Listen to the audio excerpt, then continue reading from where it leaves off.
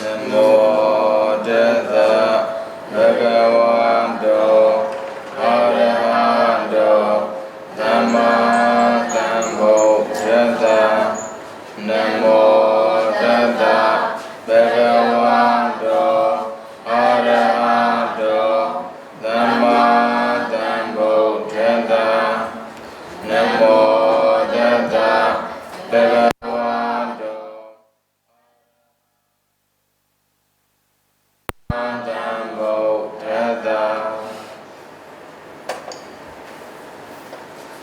Natasha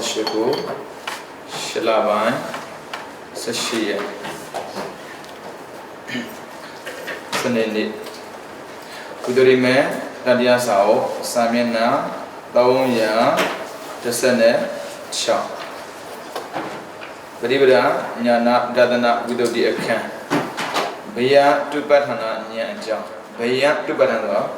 Baby Mina Ubiola Bia Dupadana Nyan Pipo, Yogi Bogoan, Demuga, Haradia, Mandamia Doye, Gojin, Kaya, Biaojin, Waya, Biajin, Bida, Chochin, Kanika, Liroda, Ni Anshidesura, Tenkaradia, the Bodiga, the two me, Gondwara, Biaduara, Pieta, Choda, the only dialogue, Dubo, the Ruepi, Bobby Bia, Elmio the Washide. Ayo, she did being a Nubatana, a Jamiazo, me way, warm your atoni, Suragabia, the Amalakama, a chodu with Mina, Chokora, and I got Tatan, meaning hard. Dilumio Adonai Yogi Bogo hard, Alonso Boa, Yoni, Kadi, Winyana did Tatawada do night. Kanamas that yesterday she did, then Kara Dua, Chiswa, though, Jamba Benet, Timbolari. Every Benganian Bobido Kanama Apiaguda, meaning the Bogo Duede, Boa, Yoni, Gadi, Wanyanati, Tatawata, so that a Yadina Battle, a maiden, Piesi needed the Bodia Luha, Johnsianine, Timbola Yore, Upama Biomasin, Chandada, Attention to Jet, Chowda de Yaja, Ludiaga, ECC, Legenda, Tabmet Chowle, Chowda. Chapter Chate, Jan, the Wong Ombly, Belu, Raka, Noya, Huiso, Moyodon, Sinjan, a Satan that Muiso, Mujuse, Thodan, Semibin, Yea down in it, Medium Sa, De Yadria, Chow Mapani, Tina the Luba, read two other agent legend, Tama Chowde, Chowde. Tabi met to do that Yadria, Chow Sia G. Dube, Twinny that way, Palawa agent and legend say, she, Chop Niara bed. Adikama Yogi Boba, oh, she waga. I did think Haraduha, Chop Biduabi. I could pin it episode and Haradule, Chomly 7, now Pim and Nagat and Haradeve, Dilumio, Chop Oma Babella, look, Twimmy head. Dilumio, Shumina Yogi Bobo, then Haradia, John Mapani, 10 other to it. Elumio, Timbolarago, Baya Duparana, Yellow, Corre, Bayasura, B. Chow Seya and the ne Tenara. Ah, Babet do that, I've never doing it. Oh, a day Kanama, she get it, the Buga, then Harada Bodia Leve, a Kulo, Chok Bibi. A Kulan Chomly say, now tell Kana Yain to Dilobe, Chok Mavala, so we do Chow Seya in it, shoot a Bokuma, Pite Nyango, Beatupadana, Yellow Corre, Ubumane, Pobiara. Uma, Mema Diama, they then bacon hard, Tardonia, she. Adi make Murmia Lutagong Ma, Gompia, that be Duade, Targine, Gompia, Pope, Piensen Lede, Talago, Twitter Kama, oh, Tang Elebe, Targi, Taladulu, attack Targi Taladu, attack Kanadube, Gompia, attack Kamavalalo, Twitter, Senchimida, Tangaboma, Twitter, Munyango. Sono the Lubabi, La, don't she did, don't sono, they didn't Jarara. A Gizon with that Biduabi, who a lagon that would be sendida. As well, a Gigon, a lagon, a that candle, and we're going that camera, so they say that, oh, do that little bang to Allah, to let that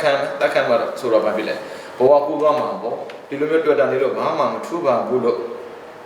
So now, Meshibane, some not like the Lubabi, အဲ့ဒီဥပမာဥပမာကိုနှိုင်းယှဉ်ကြည့်မယ်ဆိုရင်တစ်ခေါင်းဖြတ်ပြီးသတ်ပြီးနေတဲ့သားကြီးကိုတွေ့မြင်ရတာဟာအတိတ်သင်္ခါရတို့ရဲ့ချုပ်ပြီးသွားတာကိုရှုမြင်တာနဲ့ထူတယ်တဲ့နှစ်ခေါင်းဖြတ်သတ်ပိုးပြင်ဆင်နေတဲ့သားလတ်ကိုတွေ့မြင်ရတာဟာပိဿဗံသင်္ခါရသဘောတရားတွေချုပ်ဆက်ကိုရှုမြင်တာနဲ့တူတယ်သုံးသားငှက်အပေါ်၌တွေ့တာချင်းညှို့နှင်းခြင်းကိုစွန့်လွန်ခြင်းဟာအနာဂတ်ကာလမှာဖြစ်လက်တဲ့သင်္ခါရတို့ရဲ့ချုပ်ပြခြင်းကိုရှုမြင်တာနဲ့တူတယ်တဲ့အဲ့မှာဘုရားတုပ္ပန္နဉာဏ်နဲ့ပတ်သက်ပြီးဖြစ်ပေါ်ပုံကိုသူမေးဖူးတယ်ဗျာ84ကချမ်းသာတာအသက်ရှင်တဲ့ပုတ်အသက်ရှင်တဲ့ယောက်ျားတစ်ယောက်တွေ့ရမယ်အန်ဒရနဲ့ပတ်သက်ပြီးကြုံရတဲ့ဉာဏ်အဲ့ဒါ84ဥပမာနဲ့ဖော်ပြတာ84ဒီဘက်ကဥပမာနဲ့ဥပမေယနှိုင်းရှင်ပြတာက96နောက်ထပ်ဥပမာတစ်မျိုးနဲ့ဖော်ပြတာတခြားဥပမာတစ်မျိုးကတော့တဲ့မိမတစ်ယောက်ဟာကလေး10ယောက်မွေးဖွားတဲ့ဆိုပါစို့တဲ့ကလေး10ယောက်မှာ9ယောက်ကအဖက်မတင်မဲ့သေသွားပြီထွေးပတ်ထားတဲ့သားကလေးကလည်းပဲသေဆုံးနေတယ်။အော်သား10ယောက်ရှိတာဗျာ။အရင်မွေးတဲ့သား9ယောက်က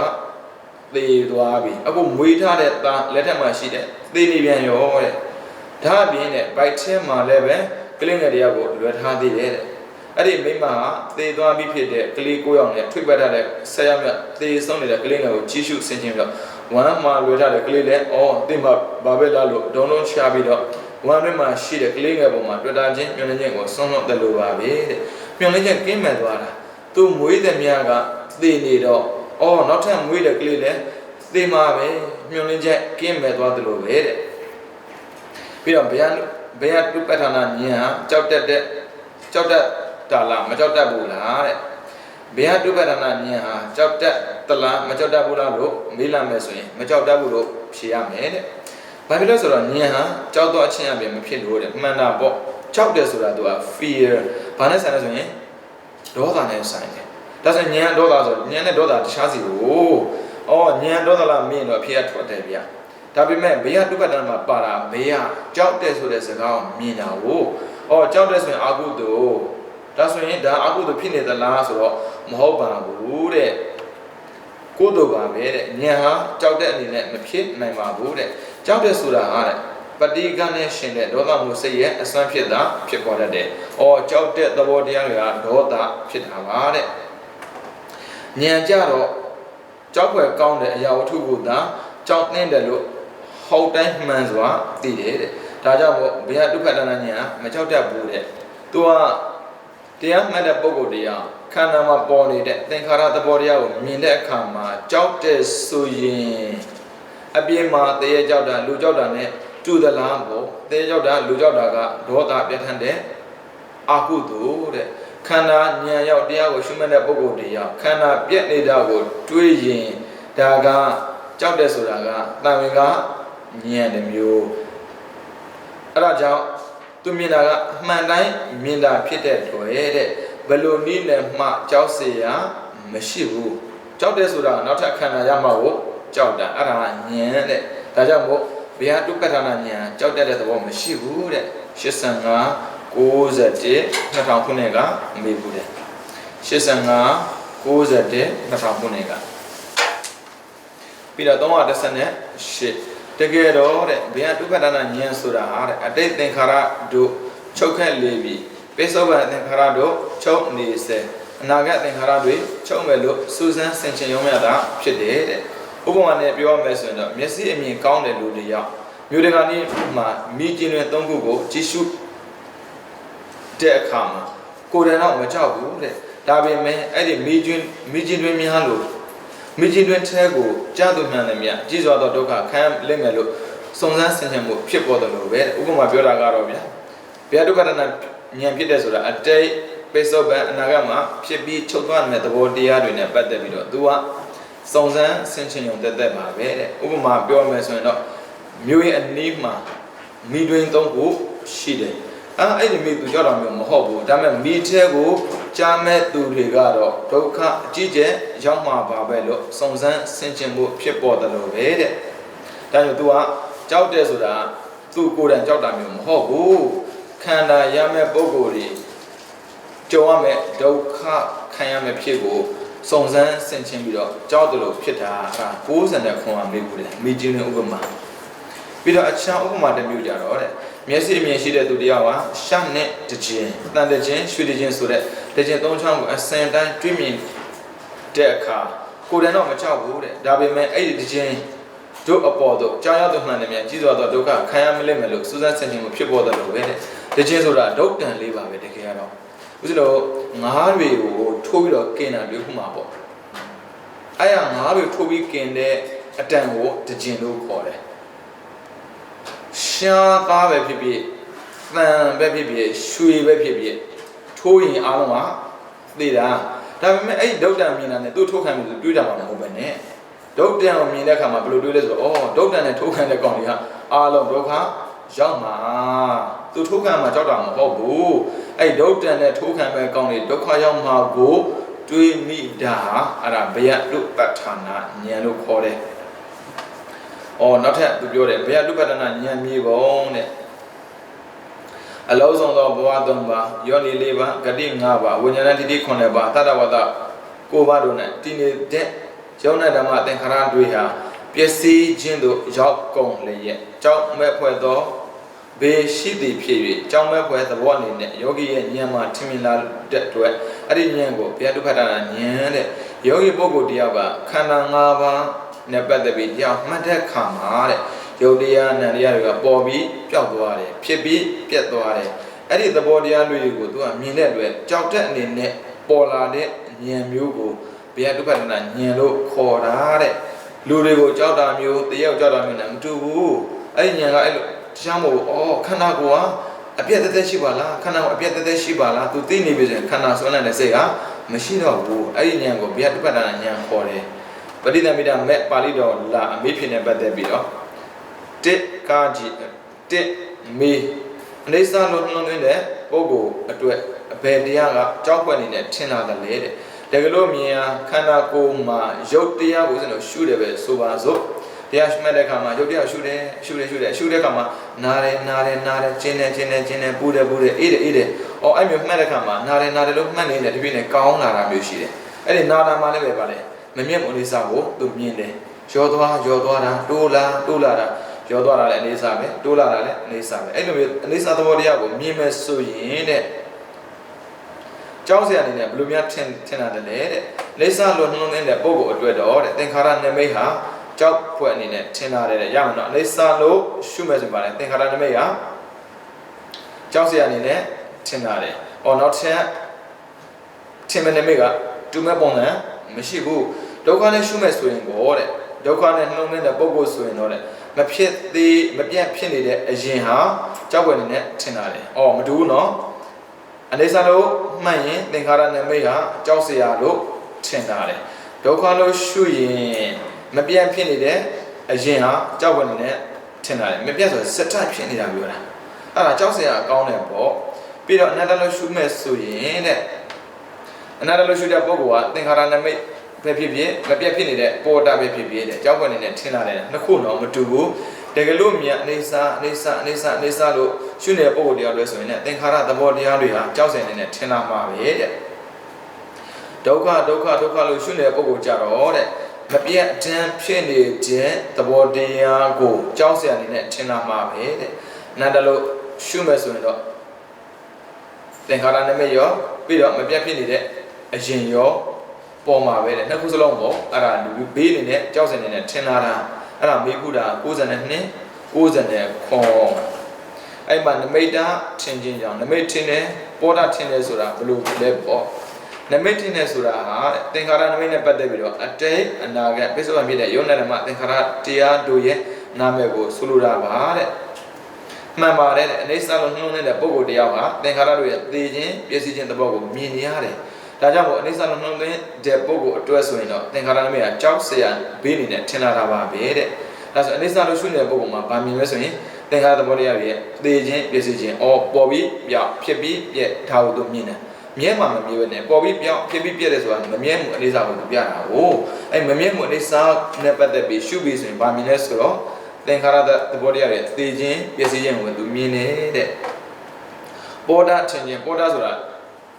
မပြတ်ဖြစ်နေတဲ့အရင်ကိုပြောတာမပြတ်ဖြစ်နေတဲ့အရင်ဆိုတာဟာလေရူပဘဝအရူပဘဝနာမရတဲ့ရုပ်ခန္ဓာနာမ်ခန္ဓာယုံနာခန္ဓာတွေမပြတ်ဖြစ်နေတဲ့အ အရင်ကိုဆိုလိုတာပါတယ်မှန်ပါတယ်ဒုက္ခနှုံးတဲ့ပုဂ္ဂိုလ်ဟာချမ်းသာဒုက္ခလို့သတ်မှတ်တဲ့ရူပဘဝအရူပဘဝဆိုတဲ့ဘဝအရင်မှာတောင်မှအဖြစ်ပြက်တန်းချက်တွေမပြတ်နှိမ့်ဆက်ခံရတဲ့အဖြစ်ကိုမြင်နေတဲ့ကာမဘဝနဲ့ဆိုရင်ဆိုစရာမလိုဘူးတဲ့ဒါကြောင့်မို့ဒုက္ခလို့နှုံးတဲ့ပုဂ္ဂိုလ်ဟာဘဝအရင်နဲ့ပတ်သက်ပြီးတော့ကြောက်စရာထင်တာလေမတူတဲ့ချက်ကိုဆိုတော့ compare လုပ်ကြည့်မယ်နမိတ်ထင်တာနဲ့ပေါ်တာထင်တာမတူဘူးနမိတ်ထင်တဲ့ဆိုတာကခန္ဓာဒီလက်ရှိရှိနေတဲ့ရုပ်ခန္ဓာနဲ့ခန္ဓာမှာသင်္ခါရသဘောတရားတွေပြက်သွားတာကိုသူမြင်တာပေါ်တာထင်တယ်ဆိုတော့အဲ့လိုမဟုတ်ဘူးရုပ်ခန္ဓာဖြစ်ဖြစ်နာမ်ခန္ဓာဖြစ်ရုပ်နာမ်ခန္ဓာကိုပိုင်ဆိုင်တဲ့ပုဂ္ဂိုလ်ပဲဖြစ်ဖြစ်တဲ့ဘယ်ပုဂ္ဂိုလ်ဖြစ်ဖြစ်ချမ်းသာဒုက္ခဆိုတာလုံးဝမရှိဘူးရူပဘဝအရူပဘဝကိုပိုင်ဆိုင်တဲ့ပုဂ္ဂိုလ်ဖြစ်နေပါစေတဲ့ဖြစ်ပြီးပြက်ပေါ်ပြီးပြသဘောတရားတွေရှိနေတာတဲ့ငါလိုလူဆိုရင်တော့ပေါ်ပြီးပြောင်းဖြစ်ပြီးပြက်ရှိတယ်ဆိုတာဘာဆန္ဒမှန်လို့ဒီလိုမျိုးမြင်တာသူကဘဝတစ်ခုနဲ့တစ်ခုကိုဆက်ဆက်ပြီးတော့နှလုံးသွင်းနိုင်တာဟာပေါ်တာကိုယ်ခန္ဓာမှာယုံနာရဲ့ဖြစ်ပျက်ကိုသင်္ခါရသဘောတရားရဲ့သိခြင်းပစ္စည်းခြင်းကိုရှုရင်နမိတ်တမတူဘူးဒါဆိုရင်ပေါ်တာဖြစ်စဉ်ဆိုရင်ဆိုပါစို့လူဖြစ်လားနာမ်ဖြစ်လားပြမဖြစ်လားဘယ်တော်ဖြစ်ဖြစ်တန်းစီပြီးဖြစ်နေပါစေတဲ့ဖြစ်ပြီးပြည့်ဆိုလိုတာပြည့်တယ်ဖြစ်ပြီးသိမှာပေါ့အဲ့ဒါပြောတာနမိတ်တပေါ်တာထင်ခြင်းအကြောင်းတဲ့အနတ္တလို့နှုံးတဲ့ပုဂ္ဂိုလ်ဟာတဲ့သင်္ခါရနမိတ်မပြတ်ဖြစ်နေတဲ့ဘဝအရင်နှစ်မျိုးလုံးကိုရွာပြက်ပမာတန်လျက်ပမာကန္တပတ်နတ်ပမာကြက်သူရဲ့တို့မျိုးပမာအနှစ်သာရမရှိဘူးလေကောင်အချင်းချင်းဖြစ်တည်ဘူးလေကောင်အတ္တမစေသွန်းတည်ဘူးလေကောင်ပန်းရှင်မရှိဘူးလေကောင်ရှေးဆောင်အကြည့်ကမရှိဘူးလေကောင်ပြက်ပြက်တင်တင်သိမြင်လာတယ်ဒါကြောင့်မို့အတ္တလို့နှုံးတဲ့ပုဂ္ဂိုလ်ကြတော့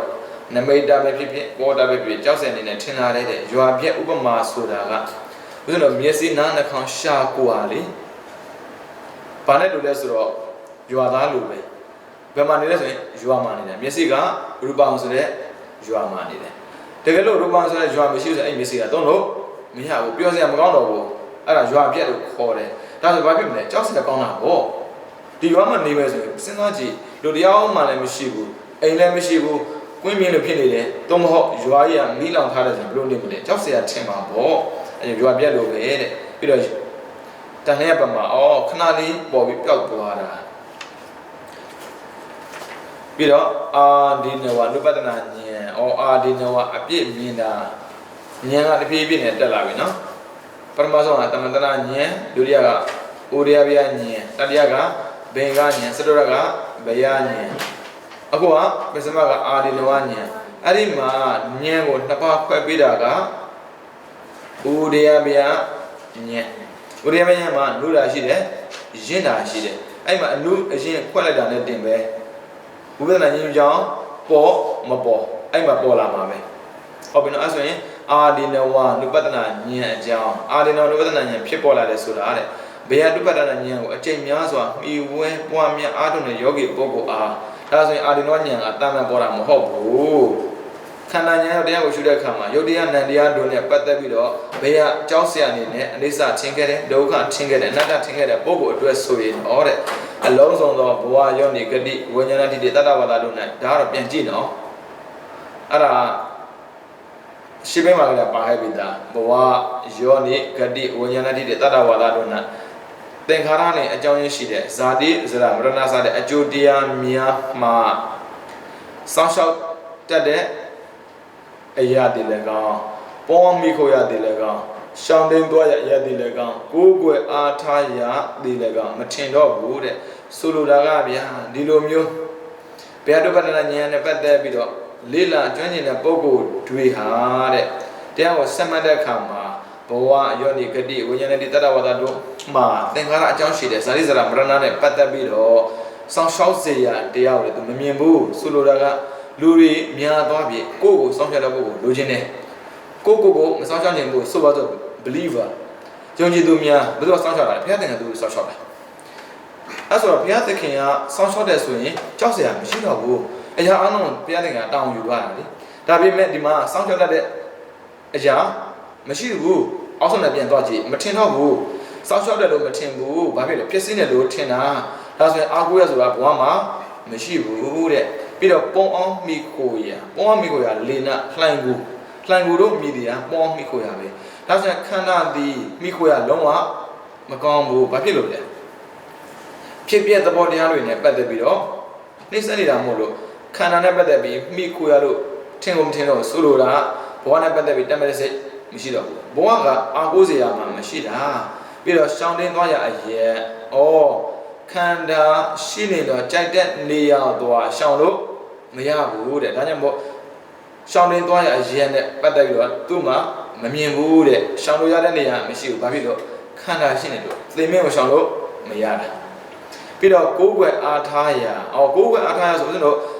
ဒီမှာပฏิတရဏပฏิဆိုတဲ့စကားလုံးထည့်ပေးတာလေဗျဗုဒ္ဓံတရဏံကိစ္စမျိုးပါတာတရဏပဲပါတာတရဏဆိုကိုယ်ွယ်ရအားထားရပြောတာပဲအဲ့ဆိုတော့ဗုဒ္ဓတရဏကိစ္စမျိုးဓမ္မတရဏကိစ္စမျိုးသံဃာတရဏကိစ္စမျိုးမှာတရဏသုံးလုံးပါတယ်ပြီးတော့စာမိသုံးလုံးပါတယ်ဒါကိုယ်ကိုဂရိပေးတာဟုတ်ပြီဘုရားကိုကိုးကွယ်ပါ၏ဘုရားကိုကိုးကွယ်ပါ၏သံဃာကိုကိုးကွယ်ပါ၏လို့ပြောနေတယ်ဘုရားတရားသံဃာကိုးကွယ်တာမှန်ပေမဲ့တရားကျင့်ပြီးတော့တကယ်အရိယာမဖြစ်သေးဘူးဆိုရင်ဉာဏ်မဖြစ်သေးဘူးဆိုရင်သူ့မှာကိုးကွယ်အားထားရမရှိတော့ဘူးသာသနာနဲ့တွေ့ကြတဲ့ကာလမှာပဲဘုရားတရားသံဃာဆိုကိုယ်မှရှိမှလေသာသနာမရှိလို့ဆိုရင်ဘုရားတရားသံဃာဆိုရှိအောင်မလားမရှိတော့ဘူးဒါဆိုတော့ဘုရားတရားသံဃာကိုးကွယ်နေမရသေးဘူးဘုရားတရားသံဃာပြောထားတဲ့နံပါတ်1ဘုရားပြောတဲ့စကားဆိုရင်ကိလေသာကင်းစင်အောင်ငါလို့လို့ရတယ်ကိလေသာကင်းစင်တဲ့ပုံစံကိုသူပြပေးတယ်တရားကြတော့မဟုတ်ဘူးကိလေသာကင်းစင်တဲ့အကြောင်းကိုသူပေးတယ်သံဃာကြတော့ကိလေသာကင်းစင်ကြောင်းနဲ့ပတ်သက်ပြီးမပြောက်ပြောက်အောင်သူထိန်ပေးတယ်ဒါနဲ့ပတ်သက်ကိုကယုံကြည်ုံနဲ့မရဘူးမသိခင်ကြိုးစားမှာပါလားတကယ်လို့များမသိခင်မကြိုးစားဘူးဆိုရင်နောက်ထပ်ကိုယ်ွယ်ရအားထားဆိုကိုယ်မှရှိမှာမဟုတ်တော့ဘူးခန္ဓာကိုယ်ွယ်ရအားထားဆိုရှိမှမရှိပဲနဲ့မြတ်စွာဘုရားခန္ဓာဖြစ်နေပါစေကိုယ်ွယ်အားထားမဖြစ်ဘူးမထက်ဘူးဝကလိမထေဗျာဝါတွင်သုံးတာကပ်ပြီးဝါတွင်သုံးရတယ်ဝါတွင်မရောက်ခင်သုံးလာတော့ကပ်ပြီးဖျားနာမှနေတာပဲသူဒီဗုဒ္ဓတဏ္ဍကိစ္စမျိုးသူဆိုခဲ့တာပဲလေဓမ္မတဏ္ဍကိစ္စမျိုးသူဆိုခဲ့တာပဲပြီးတော့သူကလည်းတဏ္ဍတဏ္ဍကိစ္စမျိုးဖြစ်နေတာပဲတကယ်တရားမရသေးတော့ဘုရားရှင်ကနေလို့သူ့ကိုပြောယူရတာမင်းလည်းအပုတ်ခန္ဓာကိုငါလည်းအပုတ်ခန္ဓာကိုမင်းကငါ့ကိုကိုးကွယ်တယ်လို့ဘာလို့မှာတော့ဒါဆိုရင်ဘာကိုးကွယ်မှာလဲတရားကိုးကွယ်ရမှာကိုးကွယ်ရတရားပဲရှိတယ်ဒါဆိုအဲ့တရားကိုပြောရှာတာလေဘုရားရှာတာဘယ်သူထိန်းတာလဲသံဃာထိန်းတာဘုရားတရားသံဃာကိုကိုးကွယ်ဒါနဲ့မရသေးဘူးဉာဏ်ကိုကိုးကွယ်ဖို့လိုသေးတယ်ဥစဉ်တော့တတ္တတရားမှာကြည်လိုက်တတ္တရဲ့အဓိပ္ပာယ်ကိုဘယ်လိုဘာသာပြန်လဲယုံကြည်မှုဒီလောက်နဲ့မရဘူးလေရှင်းမပါတယ်လေဘုရားတရားသံဃာယန္တသုံးပါးနဲ့ကံအဲ့ဒါလေးဥစဉ်လိုချင်တယ်ဟုတ်ပြီနော်ဘုရားတရားသံဃာဆိုတာအတ္တလားပရလားကိုလားသူလားသူကိုမဟုတ်ဘူးဘုရားတရားသံဃာယန္တသုံးပါးကအတွင်းမှာလားပြင်မှာလားအပြင်မှာကိုလည်းမဆိုင်ဘူးဒါဆိုရင်ဥစဉ်ကိုးကွယ်ရတဲ့ခုတွေ့သွားပြီဘယ်မှာလဲအပြင်မှာပြီးတော့နောက်ထပ်ပါလဲကံရဲ့အကျိုးဒါဆိုဘယ်သူစီမှာလဲကိုစီမှာဘုရားတရားသံဃာယန္တသုံးပါးကိုကိုးကွယ်နေုံနဲ့ကိလေသာမကုန်ဘူးခင်ဗျာဘာဖြစ်လို့လဲကိုယ်မှာကံရှိနေတယ်အဲ့ဒီကံကိုဉာဏ်နဲ့မြင်မှကိုယ်တိုင်ကိုယ်ွယ်ခံထိုက်တဲ့ပုံကိုတယောက်ဖြစ်သွားတာအဲကြောင့်အကဒခိနေရသဘောပေါက်လားဒီသံဃာဂုံတော်ကိုပါဆိုတာရှိရမလားအာဟုနေရောဘောင်းနေရောဒခိနေရောဆိုစကားလုံးကြားလိုက်မလားဒခိနေရောဆိုတော့ကိုယ်ွယ်ခံထိုက်သွားတာကိုပြောတာအဲ့ဆိုရင်ကိုကနေပြီးတော့ဘုရားတရားသံဃာယန္တသုံးပါးကိုယ်ွယ်နေုံနဲ့ကိုယ်ွယ်ခံတဲ့ပုံကိုတယောက်မဖြစ်သေးဘူးဒါဆိုဘာဖြစ်လဲဆိုတော့ကိုယုံကြည်ဖို့လိုအပ်သွားတာနှစ်ချက်နော်ဒါဆိုရင်ဘုရားတရားသံဃာယုံကြည်တာကတရားသုံးပါးကိုကိုယ်ွယ်ရရောက်တယ်ဘာဖြစ်လို့ယုံကြည်လို့သူ့မှာယုံကြည်စရာရှိနေတာဒါဆိုရင်နောက်ထပ်ကံရဲ့အကျိုးကိုယုံကြည်တယ်ဆိုရင်ကိုယ်ွယ်တာသဘောပေါက်တယ်နော်အဲ့မှာသူကကိုယ်ွယ်အားထားရမရှိဘူးရှိတယ်လို့မထင်ဘူးသူပြောတာကိုဒါဆိုကံတွေလုံးနေသေးတယ်၍တဲ့ဘယ်တော့မှကိုယ်ွယ်ခံမထိုက်သေးဘူးကံကုန်မှာဒခိနေရောဆိုတဲ့ဂုံကိုပိုင်တာကိလေသာရှိလို့လားကိလေသာကုန်သွားလို့လားကိလေသာကုန်သွားရင်ဘာဖြစ်လဲကိုယ်ွယ်ရထိုက်သွားတယ်ကိလေသာရှိနေရင်ကိုယ်ွယ်ရမထိုက်သေးဘူးဒါဆိုရင်ကိုယ်ွယ်တဲ့ပုံကိုလည်းကြည့်လိုက်ကိလေသာရှိနေသေးရင်ကိုယ်ွယ်ခံမထိုက်သေးဘူးဒီတိုင်းပဲကိုယ်တန်လည်းပဲကိုယ်ွယ်မှုမတက်သေးဘူးပြီးတော့ကိုယ်မှာကိလေသာရှိနေရင်လည်းပဲကိုယ်ွယ်ခံမထိုက်သေးဘူးသဘောပေါက်တယ်နော်ဘာဖြစ်လို့လဲသူပြောတာကကိုယ်ွယ်အထားရမရှိဘူးသူပြောတာ ဟုတ်ပြီနော်ဒါဆိုရင်ဖရာတရားသံဃာယတနာ၃ပါးကိုယုံကြည်ပြီးကိုယုံကြည်ရင်ဘာဖြစ်လဲတရားရတယ်ယုံကြည်တာကံကိုဦးဇင်းတို့ယုံတာပြောတာကံယုံတာကကံကိုထပ်လို့ပြောတာမဟုတ်ဘူးကံကဘာဖြစ်လဲလို့သတ်တတ်လို့လူဖြစ်စေတယ်နတ်ဖြစ်စေတယ်မြမဖြစ်စေတယ်ဟောပဲကြားစေတယ်ဘယ်ဟာပဲဖြစ်ဗျာဘာလို့ပြတာလဲသင်္ခါရသဘောတရားအရာဘာဖြစ်သတ်ပြတာဖြစ်ပြီးတတ်ဖြစ်မွေးပြီးစားတယ်တူးနေတာလေဒါဆိုရင်ကံကမကောင်းပါလားလို့သိသွားတာဘာဖြစ်လို့ကိုးကွယ်ရမရှိဘူးကံပါဘယ်မှာပဲရှိရလဲဉာဏ်အဲ့ဉာဏ်လည်းပဲအရတ္တကိုပဲကိုးကွယ်ရရှိတာဒါကြောင့်ကိုးကွယ်အားထားရရှိတယ်လို့မထင်တော့ပါဘူးတဲ့ဒါအာဒီနဝနုပဒနာဉာဏ်နဲ့ပတ်သက်ဖြစ်တာ30ပုံမှာရှိသမျှယောနနာမှာသင်္ခါရထဲမှာဘယ်သင်္ခါရကိုမှတောင်းတာခြင်းပတ္တနာမှားယွင်းတောင်းတာခြင်းပရမတမရှိတော့ဘူးတဲ့ဩခန္ဓာနဲ့ပတ်သက်ပြီဗျာလူချင်းလဲဆိုတော့သူကမရှိတော့ဘူးဘာမှတောင်းတာပါမလားလူချမ်းသာနှချမ်းသာမြန်မာချမ်းသာမပါဘူးလားအဲ့ဒါကိုးကွယ်ရထင်တယ်အားထားရထင်နေတာပြီးတော့မှားယွင်းတောင်းတခြင်းမရှိတော့ဘူးဩသူ့မှာအမှားဆိုတာရှိကိုမရှိဘူးခန္ဓာရတဲ့ပုဂ္ဂိုလ်ကသေကိုသေမှာပဲငါသေခြင်းလို့ကုသိုလ်လုပ်တာမဟုတ်ဘူးအဲ့ဒီသိအောင်လုပ်ပြတဲ့အကုသိုလ်ကုံအောင်ကုသိုလ်လုပ်တာဒါဆိုသူကသုံးသပ်မှုကမှန်သွားတာမှားယွင်းမသုံးတတ်တော့ဘူးတဲ့ယောဂီပုဂ္ဂိုလ်ရဲ့ဉာဏ်ထဲမှာတဲ့ကာမရူပအရူပလို့ဘဝ၃ချက်ဘုံ၃ရက်တို့ဟာမိကြီးတွင်ပမာဟုတ်ပြီနော်ကာမရူပအရူပ၃ပါးပါလေမိကြီးတွင်လို့ပြီးတော့မဟာဘောလေးပါကအစိတ်ပြင်းထန်တဲ့ငွေစိုးကြီးလို့ခန္ဓာ၅ပါးကြတော့တန်လျက်ချီမိုးနေတဲ့လူသားယောက်ျားလို့အစ္စရိကယတနာ6ပါးကြတော့လူမရှိတဲ့ရွာပြက်ကြီးလို့ပြီးတော့ဗိုက်ရယတနာ6ပါးကြတော့ရွာကိုဖျက်ဆီးတဲ့လူဆိုးတခိုးများလို့ဝိညာဉ်လေး9ပါးတတဝတ9ပါးကြတော့မိစရဒန်နဲ့ဆွဲလောင်နေတဲ့လို့ပြီးတော့ဝန်းကျင်နဲ့အလှမ်းတဲ့ပြောင်းပြောင်းတောင်းတောင်းနေတဲ့နေတိပမာတပြိုင်တည်းတည်းမိဆွဲလောင်နေတိပမာထင်ပေါ်လာကုန်၏တဲ့ရမယ်နော်ဥပမာတစ်ခုနဲ့တစ်ခုမတူဘူးနော်ဒါဆိုရင်အာဒီနဝနုပဒနာဉာဏ်ဖြစ်ပေါ်လာပြီဆိုရင်ကိုးကွယ်ရအားထားမရှိဘူးလို့ထင်တယ်အဲ့ဒါကကိုးဇဏိကမေးတာဟုတ်ပြီကိုးကွယ်ရအားထားရမရှိတာနဲ့ပတ်သက်ပြီးတော့ဥပမာလေးတွေရှိတယ်မိကျွန်းဥပမာငွေစုဥပမာလူသားယောက်ျားဥပမာပြီးတော့လူမရှိတဲ့ရွာပြက်လူဆိုတဲ့ခိုးမိစရဒန်စသည်ဖြင့်အဲ့ဒီဥပမာနဲ့ပတ်သက်ပြီးတော့မေးဖို့တဲ့62ကအာဒီနဝဉာဏ်နဲ့ပတ်သက်ပြီးထင်လာပြီးဆိုရင်တဲ့ကာမရူပအရူပဘဝ၃ပါးနဲ့ပတ်သက်တော့မိကျွန်းနဲ့လူမြင်တယ်မိတဲ့ကုန်ချတာပဲလောက်မှာပေါ့ခန္ဓာနဲ့ပတ်သက်ပြီးသူမြင်သွားတာကာမဆိုရင်ဦးဇင်းတို့ကအပယ်ရှိမယ်လူရှိမယ်နတ်ရှိမယ်ရူပဆိုရင်အာတညတလည်းပါမယ်ကျန်တဲ့ဘုံလည်းပါမယ်အရူပကအရူပလေးပုံဆိုလိုတာ30ပုံအဲ30ပုံနဲ့ဆင်းတာဟာတဲ့လူမိုက်တွေပဲဆင်းပါမိတွင်းကိုခုံချတယ်ဆိုတော့တော်တော်မိုင်းမဲလို့ပဲနည်းနည်းကြည့်ဦးဇင်းတို့သွားရင်နားနေလေတွေ့တယ်မိချင်းတွင်းတွေ့တယ်အဲ့တော့တရားပိတရားခုံချတယ်ဘယ်လိုပြောမှာတော်တော်မိုက်ကန်းတာပဲတော်တော်မိုက်မဲတာပဲကိုပြောမှာပေါ့မိချင်းတွင်းမှန်းတရသားနဲ့မှခုံချတဲ့ဆိုရင်တော့တော်တော်ကိုမိုက်မဲရကြတယ်မသိလို့ပြောကြရင်တော့တမျိုးပေါ့အခုမသိလို့ပြောကြတာမဟုတ်ဘူးတိတိနဲ့ခုံချနေရတာတိတိနဲ့ဆိုအပေါ်ပြန်ကြည့်လိုက်ပဋ္ဌနာဘဝကိုတန်းတာနေလို့ပရမတမှားယွင်းသုံးသပ်နေလို့ဟုတ်ပြီနော်အဲ့ဆိုဘဝတောင်းတဲ့ပုဂ္ဂိုလ်ကပါလေကာမဆိုတဲ့မိတွင်ရူပဆိုတဲ့မိတွင်အရူပဆိုတဲ့မိတွင်ခုံချတယ်အဲ့ဒါတော့မိတွင်ဥပမာငွေစုဥပမာသူပြောတယ်မဟာဘုံလေးပါဥစ္စာခန္ဓာပြန်ကြည့်လိုက်ပထဝီအာဘောတေဇောဝါယောဆိုတဲ့ဓာတ်ကြီးလေးပါရှိတယ်အဲ့ဒါငွေစုလေငွေစုကချက်မကိုက်သေးလို့နော်အဲ့ဒီမှာကြည့်ကြည့်လိုက်တချို့ဆိုရင်လေဖြတ်တာကြားဖို့မအောင်လေဖြတ်တာဘာငွေစုကိုက်တာလဲလေငွေစုကိုက်တာပဲဒါကြောင့်မို့လူတယောက်သေးတာပဲပြောနတ်တကောင်သေးတာပြောဘာပဲပြောဗျာအဲ့ဒါကဘာကိုက်လို့သေးတာဆိုရင်မဟာဘုတ်ခေါ်တဲ့ငွေစုကိုက်လို့သေးတာဟုတ်ပြီနော်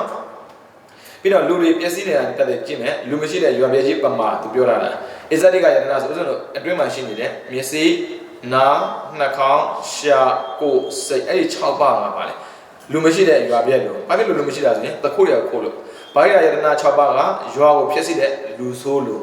ဒါဆိုရင်ရူပါယော တတယောကန္နာယောရတဖောတပယောဓမ္မယောဆိုတဲ့အာယုံ6ပါးကြတော့ဗာလေလူဆိုတကိုးလိုပဲဒါကြောင့်ဦးဇင်းတို့မြင်တတိထားရတယ်ဘာလို့မှလဲကိုဖြစ်စီမှာရူပယုံမြင်ပြီဆိုတာဘာဖြစ်မလဲဖြစ်စီခံတော့မှာအော်ဒါမျိုးသူအပြစ်မြင်လာတယ်ပြီးတော့ဝိညာဏတိတိ9ပါးတရဝတဘုံကောနဲ့ပတ်သက်တော့ဗာလေ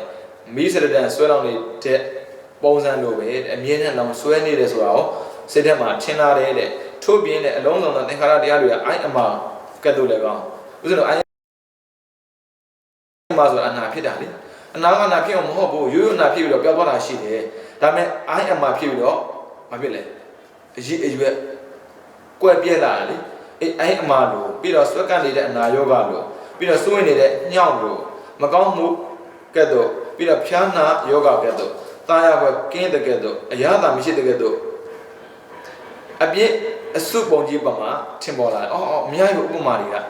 ကောင်းတာတစ်ခုမှမမြင်တော့ဘူး။ဘာဖြစ်လဲသူအာဒီနဝလေဗျာ။အာဒီနဝဆိုအကောင်းမြင်မမြင်ဘူး။မကောင်းမြင်တာအော်ဒါက negative thinking လို့ပြောလို့မရဘူးနော်ဒါညံတော့ညံတော့သူကခန္ဓာနဲ့ပတ်သက်ပြီးအကောင်းမမြင်တော့ဘူး။ခန္ဓာကဘာဖြစ်လဲအဆိုးမြင်တာခန္ဓာအဆိုးမြင်တာညံခန္ဓာအကောင်းမြင်တာက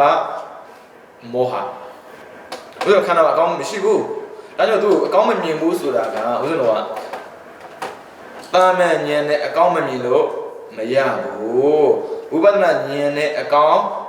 မမြင်မှာဘာဖြစ်မလဲခန္ဓာကင်းမြင်တဲ့နိဗ္ဗာန်ကိုရတာခန္ဓာကိုအပြည့်မြင်မှာခန္ဓာကိုယ်အပြည့်တဲ့နိဗ္ဗာန်ကိုသွားမှာပေါ့ခန္ဓာအပြည့်မမြင်ဘူးဆိုရင်ခန္ဓာကင်းမြင်တဲ့နိဗ္ဗာန်ပဲရောက်ပါမလဲဥပမာအားဖြင့်တဲ့သားရဲပေါ်တဲ့တောတို့ရောက်ရှိသွားတဲ့သူဟာစက်တိမွေးခြင်းထခြင်းကြောင်ရောက်ထင်ထခြင်းများဖြစ်ပေါ်လာတာအဲ့ဒီသားရဲတော်ရဲ့အပြည့်ကိုသာမြင်နေသလိုယောဂီပုဂ္ဂိုလ်လည်းပဲမင်္ဂနုပဒနာဉာဏ်အစွမ်းနဲ့သင်္ခါရတရားတွေဟာအကြောင်းမဲ့ပေါ်နေနဲ့ထင်ပေါ်လာပြီးထဝန်းကျင်အရသာကင်းပြီးတော့နှိမ့်သက်ပဲမရှိတဲ့အပြည့်ကိုသာတွေ့မြင်နေတော့တာပါပဲတဲ့ဒီလိုမျိုးတွေ့မြင်နေတဲ့ယောဂီပုဂ္ဂိုလ်ရဲ့ဉာဏ်ကိုပဲအာဒီနဝနုပဒနာဉာဏ်လို့ခေါ်တယ်။အော်ခန္ဓာနဲ့ပတ်သက်ပြီးသူအပြည့်မြင်တာကိုဘာနဲ့ဥပမာပြလဲဆိုတော့တကယ့်ကိုကြောက်စရာကောင်းတဲ့တောထက်ကိုရောက်သွားတဲ့လူလိုပဲတဲ့အဲ့ဒီတော့ရတိတ်ကြောက်စရာကောင်းတယ်ဆိုတာကိုသူ့ရဲ့စိတ်ထဲမှာအမြဲတမ်းထင်နေတာဘယ်တော့ပဲအဲ့ဒီတော့ကနေတော့ထွက်သွားပါစေသူရဲ့စိတ်ထဲမှာအဲ့ဒီတော့နဲ့ပတ်သက်ပြီးတော့အာယုံကပြောင်းမသွားဘူးစွဲနေတာဒီတိုင်းပါပဲတဲ့ဘင်္ဂဉာဏ်ပြီးတော့ဘယဉာဏ်နဲ့ပတ်သက်ပြီးတော့ကြုံတွေ့ခဲ့တဲ့ပုံကိုယ်တရားတဲ့သင်္ခါရသဘောတရားတွေနဲ့ဖွဲ့စည်းတတ်တဲ့ယုံနဲ့အပေါ်မှာတဲ့အဖြစ်နဲ့အပြစ်ပဲမြင်တော့တာအပြစ်ကမြင်ရင်လို့မြင်တာမျိုးမဟုတ်ဘူးနော်ရှိမှဘာညာပေါ်ခဲ့လဲဘေကဉာဏ်နဲ့ဘယဉာဏ်ပေါ်ခဲ့လို့ဘေကဉာဏ်ဘယဉာဏ်ဘဲလာတယ်လေဥရိယဘယလာတာဥရိယဘယကဘဲလာတယ်သမတနာအနိစ္စဒုက္ခအနတ္တနေနဲ့ရှုခဲ့လို့တဆင့်သူမြင်လာတာပေါ့ပရိသမိတံမဲ့ပါဠိတော်သူပြထားတယ်ကိစ္စမရှိပါဘူးဗျာအောက်ကြည့်မယ်အာဒီနဝဉာဏ်၅ပါးအာဒီနဝဆိုအပြစ်မြင်တဲ့ဉာဏ်မျိုး၅ခုရှိတယ်တဲ့တစ်ဩပ္ပါဒဆိုတာဖြစ်လာတာပြောတာရှေးအတိတ်ကံကြောင့်ဒီဘဝမှာဝိဘက်ခန္ဓာခေါ်တဲ့သင်္ခါရတရားတွေကဖြစ်ပေါ်လာတယ်အဲ့လိုဖြစ်ပေါ်လာတာကြောက်เสียပဲဒီလိုမျိုးကြောက်เสียနေနဲ့ထင်ခြင်းနဲ့ဖြစ်တဲ့ပညာဟာအပြစ်ကိုရှုမြင်တတ်တဲ့အာဒီနဝဉာဏ်တစ်ခုပဲတဲ့။အော်ရှေးအတိတ်ကံကြောင့်ဒီဘဝမှာဝိဘက်ခန္ဓာဆိုတဲ့သဘောတရားတွေရလာတယ်။ဒါပေမဲ့အဲ့ဒါကြောက်เสียပဲ။ဘယ်လိုရလာခန္ဓာကိုကြောက်เสียအနေနဲ့မြင်တာ။အဲ့ကြောက်เสียအနေနဲ့မြင်တာဘယ်တော့မှပါလာလို့ဆိုရင်ရှေးအတိတ်ကံရှိလို့ဒီဘဝခန္ဓာရတာ။ဒီဘဝခန္ဓာမှာဘာရှိလဲဆိုတော့သင်္ခါရသဘောတရားတွေရှိနေတယ်။ဒါဆိုရင်ကြောက်เสียအဖြစ်မြင်တာဒါဆိုရင်သူကအတိတ်ကပါလာတဲ့ကံနဲ့ပတ်သက်ပြီးတော့ခန္ဓာမှာဉာဏ်ရောက်ပြီးရှုတဲ့အာဒီနဝဉာဏ်မျိုးနှစ်ပေါ်တိခါဒါဆိုရင်ဒါပေါ်တိခါဆိုလက်ရှိရှင်သန်တဲ့အခါမှာသင်္ခါရနဲ့တရားတွေရဲ့အဆက်မပြတ်ဖြစ်ပွားခြင်းဟုတ်ပြီနော်ခုနကပါလေဩဘာဒဆိုတာအတိတ်ကံကြောင့်ရလာတဲ့ဝိဘက်ခန္ဓာမှာအခုကပေါ်တာဆိုတာလက်ရှိဖြစ်ပြနေတဲ့ခန္ဓာမှာသင်္ခါရတွေကတော့အဆက်မပြတ်ဖြစ်တဲ့ပတ်သက်ပြီးသိရင်အဲ့ဒါလည်းအာဒီနဝဉာဏ်ပဲပြီးတော့နမိတ်တာသင်္ခါရနမိတ်ပြီးတော့အာယဝနာနောင်ကပြိဿနေရဲ့အကြောင်းဖြစ်တဲ့ကံဆိုတဲ့ကံဟူသောအာထုတ်ခြင်းဆိုလိုတာကဗျာကံနဲ့ပတ်သက်ပြီး ထက်လောက်နေတာအဲ့ကံကိုထက်လောက်တဲ့ပုံကိုယ်တွေပတ်သက်ဥပမာမြင်တာဘယ်လိုမြင်လဲဆိုတော့ဒီကံကိုလုံးမဲ့ဆိုနောက်ထပ်ခန္ဓာရမှာပဲအဲ့ခန္ဓာရမှာဖြစ်မလဲသင်္ခါရသဘောတရားတွေပါပြီးတော့ပျက်စီးနေအောင်မှာပဲဒါမျိုးကိုအနာဂတ်နဲ့ပတ်သက်တော့သူမြင်တာဒါဆိုရင်ဥစ္စာတော့ကံကောင်းခြင်းနဲ့ကံကောင်းခြင်းနဲ့လို့ပြောပြီးတော့လေကုသိုလ်လုပ်တဲ့ပုံကိုယ်တွေကိုဥစ္စာတော့ဉာဏ်နဲ့တစ်ချက်ကြည့်လိုက်သူပါရမှာလေခန္ဓာရမှာစကလုံးတော့ခန္ဓာပေါ့တကယ်ပါသင်္ခါရသဘောတရားတွေပဲနေစားရှိမယ်ဒုက္ခရှိမယ်အနတ္တရှိမယ်သူကံလုံးသက်မြတ်ခံရဖို့အတွက်သင်္ခါရသဘောတရားကိုရအောင်လုပ်နေတာ ਨੇ တူနေပါလားဒါအာဒီနဝအပြစ်မြင်တာလူအပြစ်မြင်တာမဟုတ်ဘူးနော်ကံကိုအပြစ်မြင်တာမတူဘူးဒီကောင်အချိုးမပြေဘူးကွာကံလုံးတယ်ကံဒုက္ခပြမယ်ဆိုသူတို့မသိဘူးအဲ့တော့သွားလို့တာမဆန်ဖို့လူသွားမမြင်ရဘူးလူကကံလွတ်တာမဟုတ်ဘူးတကယ်ပါလေအဝိဇ္ဇာနဲ့တဏှာကကံကိုလှုပ်စေတာပဲလေလူကလှုပ်တာမှမဟုတ်တာအဝိဇ္ဇာတဏှာရှိပြီးတော့ကံကိုလှုပ်တဲ့သရဝအားလုံးဟာခန္ဓာရပြီပါဖြစ်မလဲသင်္ခါရသဘောတရားတွေဟာမှန်မိုးပြီးတော့ဖြစ်စည်းတဲ့အောင်မှာပဲဒါအပြစ်ကိုမြင်တာပြီးတော့ပဋိသန္ဓေတဲ့တောင်ဘဝမှာဖြစ်တဲ့ပဋိသန္ဓေဟာလည်းပဲတဲ့ပဋိသန္ဓေဆိုတာဆိုတော့ဝေးလာတာပဲဩပပါတိကဘဝနဲ့ပေါ်တန်တေရစအညိမှာဆွဲကပ္ပတိကဗိုက်ဓမ္မနေဘယ်တော်ဖြစ်ဖြစ်တဲ့ပဋိသန္ဓေဖြစ်ပြီးဆိုရင်တဲ့သင်္ခါရသဘောတရားတွေပါတာဖြစ်တဲ့အတွက်တဲ့ကျောင်းเสียသိကောင်းတယ်တဲ့ဘာဖြစ်လို့အနည်းဆုံးတော့ဆိုကြည့်လိုက်သိမှာမို့လို့အဲ့ဒါကြောင့်သူကကျောင်းเสียကောင်းတယ်မြင်တာ322နဲ့မောချအာယုံနဲ့ပြည့်ရဲ့အာယုံတဲ့ဒီဥပ္ပါဒပေါ်တာနိမိတ်အာယုန်နဲ့ပြိတ္တန်ဒီ5ဘုတ်တိတာအာဒီနဝဉာဏ်ရဲ့မောချအာယုန်ပါပဲတဲ့အဲ့ဒီ5ဘုကအာယုန်ဉာဏ်ရဲ့အဓိကပဲအာယုန်ထဲမှာဆိုသူကအဓိကအောင်ပြုတယ်လာယဂတိဖြစ်ခြင်းနေပတ်တိကာရောက်ရွေးဖြစ်ခြင်းဥပပတ္တိဘဝတိဖြစ်ခြင်းဇာတိအိုခြင်းဇရာနာခြင်းဗျာတိသိခြင်းမရဏဆိုရင်တော့ကငိုခြင်းရဲ့ပရိဒေဝပြင်းစွာပွားခြင်းဥပါယတာဤတရား7ပါးကအာဒီနဝဉာဏ်ရဲ့ပရိရဲ့အာယုန်များပါပဲတဲ့ဒါဆိုရင်ရှုတာမတူဘူးတိုင်းရရှုမဲ့ဆိုရင်ပေါ်ဥပ္ပါဒပေါ်တာနိမိတ်အာယုန်နဲ့ပြိတ္တန်ဒီနဲ့ပတ်သက်ပြီးတော့တိုင်းရရှုတာအဲ့လိုမဟုတ်ဘဲနဲ့သွားရဘုံဖြစ်ရဘဝအဲ့ဒါနဲ့ပတ်သက်တော့ဉာဏ်ကလိုက်မယ်ဆိုရင်ဒါကပရိယေတိုင်းရမဟုတ်ဘူးတဲ့အဲ့ဒါမှနိဗ္ဗာန်နဲ့ဇာတိကဥပ္ပါဒနဲ့ပြိတ္တန်ဒီပေါ်လို့ရဲ့ပရိယေပါပဲတဲ့ဂတိနဲ့ဥပပတ္တိကပေါ်တာရဲ့ပရိယေတဲ့ပရိယေပါပဲတဲ့ပြီးတော့ဇရာဗျာတိမရဏတောကပရိဒေဝဥပ္ပါဒတွေကနိမိတ်ရဲ့ပရိယေပါပဲတဲ့အပေါ်မှာပါပြီးသားလေဥပ္ပါဒပေါ်တာနိမိတ်ဆိုရှိတာဟုတ်ပြီနော်ဒါဆိုရင်နိဗ္ဗာန်နဲ့ဇာတိကဥပ္ပါဒနဲ့ပရိသတ်ရဲ့ပရိယေပြီးတော့ဂတိနဲ့ဥပပတ္တိကပေါ်တာရဲ့ပရိယေတဲ့ဇရာဗျာတိမရဏတောကပရိဒေဝဥပ္ပါဒကနိမိတ်ရဲ့ပရိယေတဲ့အဲဆိုအကုန်လုံးပြန်ဝင်သွားတာပဲအဲ့ထက်ကို5ပါးထဲကိုပြန်ရောက်သွားတာပြီးတော့တန်တိပရ5ပါးအနုပ္ပါဒဆိုနာဥပ္ပါဒနော်ခုနကဗာလဲဥပ္ပါဒဦးဇင်းတို့ဒီဘယ်လိုပြောမလဲဆိုတော့သမဗ္ဗဒ၄ပါးဆိုရှင်းမလားသမဗ္ဗဒ၄ပါးမှာလေပါဠိကိုပြောစဉ်ဩပ္ပန္နနံပါပကံနံနုပ္ပါဒယဝါယမောဆိုဩပ္ပန္နာရှိတယ်နုပ္ပန္နာရှိတယ်ဩပ္ပန္နာဆိုတာကဖြစ်လာတာပြောတာ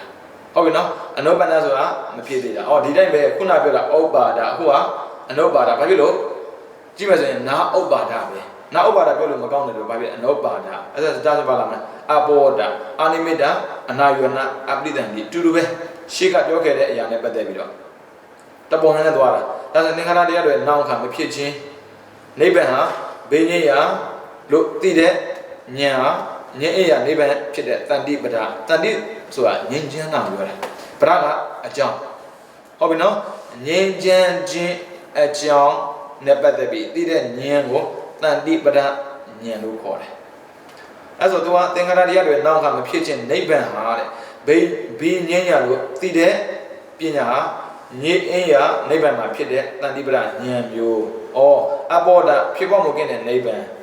အာနိမိတသင်္ခါရနဲ့မရှိတဲ့နိဗ္ဗာန်အနာယုဏအာရမမရှိတဲ့နိဗ္ဗာန်အပရိသန္တိမရှိတဲ့နိဗ္ဗာန်ဒါဆိုနိဗ္ဗာန်ဘာမှမရှိလားဆိုတော့ရှိတယ်ဗျာဟုတ်ပြီနော်အနုပ္ပါဒရှိတယ်ဥပ္ပါဒမရှိဘူးအနုပ္ပါဒရှိတယ်ဆိုပါလေနောက်ခါမဖြစ်ဘူးနောက်ထပ်ဖြစ်เสียမရှိတာနိဗ္ဗာန်ပဲတဲ့အဘောဒတဲ့ဖြစ်ပေါ်မှုကင်းနေတဲ့ဒါဆိုရင်ဘုရားတို့သင်္ခါရသဘောကပါလေဖြစ်နေတာနိဗ္ဗာန်ကဖြစ်နေတာမဟုတ်ဘူးဟုတ်ပြီဒါဆိုရင်ဦးဇင်းတို့လောကီခန္ဓာခေါ်တဲ့30ဘုံကပါလေ နိမိတ်တာသင်္ခါရနိမိတ်ရှိတယ်နေစာရှိမယ်ဒုက္ခရှိမယ်အနတ္တရှိမယ်ဒါပေမဲ့နိဗ္ဗာန်မှာသင်္ခါရနိမိတ်မရှိဘူးအနေစာမရှိဘူးဒုက္ခမရှိဘူးအနတ္တမရှိဘူးအဲ့ဆိုနေစာမရှိဒုက္ခမရှိအနတ္တမရှိဆိုပါလေနေစာရှိတယ်ဒုက္ခရှိတယ်နေစာမြဲတယ်ဒုက္ခချမ်းသာတယ်ဘယ်လိုချမ်းသာလဲတန်တိပရလေငြင်းချမ်းတာကိုပြီးတော့အနာယနာအာထုံမရှိဘူးတဲ့နိဗ္ဗာန်နဲ့ပတ်သက်ပြီးနိဗ္ဗာန်ရောက်သွားပြီဆိုရင်အာထုံစရာမလိုတော့ဘူးဒါဆိုလောကမှာနေရင်လောကမှာစီးပွားရေးဆိုတာမလုပ်ချင်လို့မရဘူးလေသူကအာယုနာကိုခန္ဓာပိုင်းခြားပုဂ္ဂိုလ်တရားမလုပ်လို့မရဘူးဒါကြောင့်ဘုရားကဒီကိလေသာကင်းစင်တဲ့အတွက်သာဥပါရိသနိဗ္ဗာန်ကိုရထားတာမှန်ပေမဲ့လို့ခန္ဓာရှိတော့ပါပဲကျူးစားနေရတာပဲခန္ဓာရှိတော့ပါလေဖလားသမဘဝင်စားနေရတာပဲနိဗ္ဗာန်ရောက်တော့လွတ်ဆရာလို့သေးလားလို့တော့ဘူးဒါကြောင့်အာထုံမရှိဘူးတဲ့ပြီးတော့အပိဋ္ဌံတည်တဲ့ဒါဆိုရင်30လုံးကပရိသံတည်ပြန်နေတာဒါပေမဲ့နိဗ္ဗာန်မှာပရိသံပြန်နေတယ်ဆိုတာ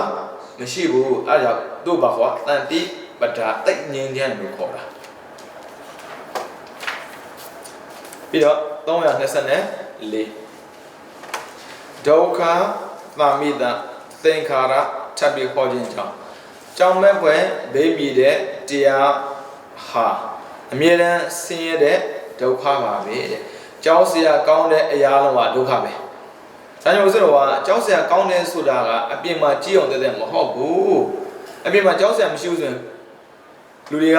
မကြောက်တော့ဘူးဗျာဒါပေမဲ့ကြောက်စရာကောင်းတဲ့ခန္ဓာမှာရှာကြည့်လိုက်ခန္ဓာကအချိန်မရွေးပျက်စီးနေတာအချိန်မရွေးပူနေတာအချိန်မရွေးအေးနေတာအချိန်မရွေးအမျိုးမျိုးဒုက္ခပေးနေတာအဲ့ဒါကြောက်စရာကောင်းတဲ့အရာကိုပါခေါ်ဒုက္ခလို့ခေါ်တယ်ဒါဆိုဒုက္ခကအပြင်မှာရှားတာမျိုးမဟုတ်ဘူးခန္ဓာမှာရှားရတာမျိုးဒုက္ခသစ္စာဘုမှာရှားလို့ခန္ဓာမှာရှားတဲ့ဘာဖြစ်လို့ဒုက္ခခေါ်တာလဲဆိုတော့ကြောက်စရာဘေးတွေရှိလို့အဲ့ဒီဘေးကပါလေဖြစ်ပြက်သင်္ခါရသဘောတရားဖြစ်ပြက်သင်္ခါရသဘောတရားတွေမြဲတမ်းနှိမ့်ဆက်နေတဲ့တွေ့တဲ့ဘာဖြစ်လဲဆင်းရဲတယ်အဲ့ဒါပါခေါ်ဒုက္ခလို့ခေါ်တယ်တဲ့အဲ့ဒီဆင်းရဲတဲ့တရားဟာလည်းပဲဝတ္တမိတခေါ်ဝတ္တအာမိတပေါ့နော်ဝတ္တမိတခေါ်ဝသုံးပါအစာလောကမိတခေါ်ကာမဂုဏ်အစာဒါဆိုရင်အာမိတဆိုတာကအစာဟုတ်ပြီနော်သူထိဆုံးကပြောတာကဒုက္ခရဲ့သာမိတရဲ့သင်္ခါရရဲ့အခုဒုက္ခဆင်းရဲကြောင့်သူပြောတယ်သာမိတကိုခွဲလိုက်မယ်သာအာမိတကအစာသာကနှစ်တကွာဒါဆိုအစာနဲ့တူတယ်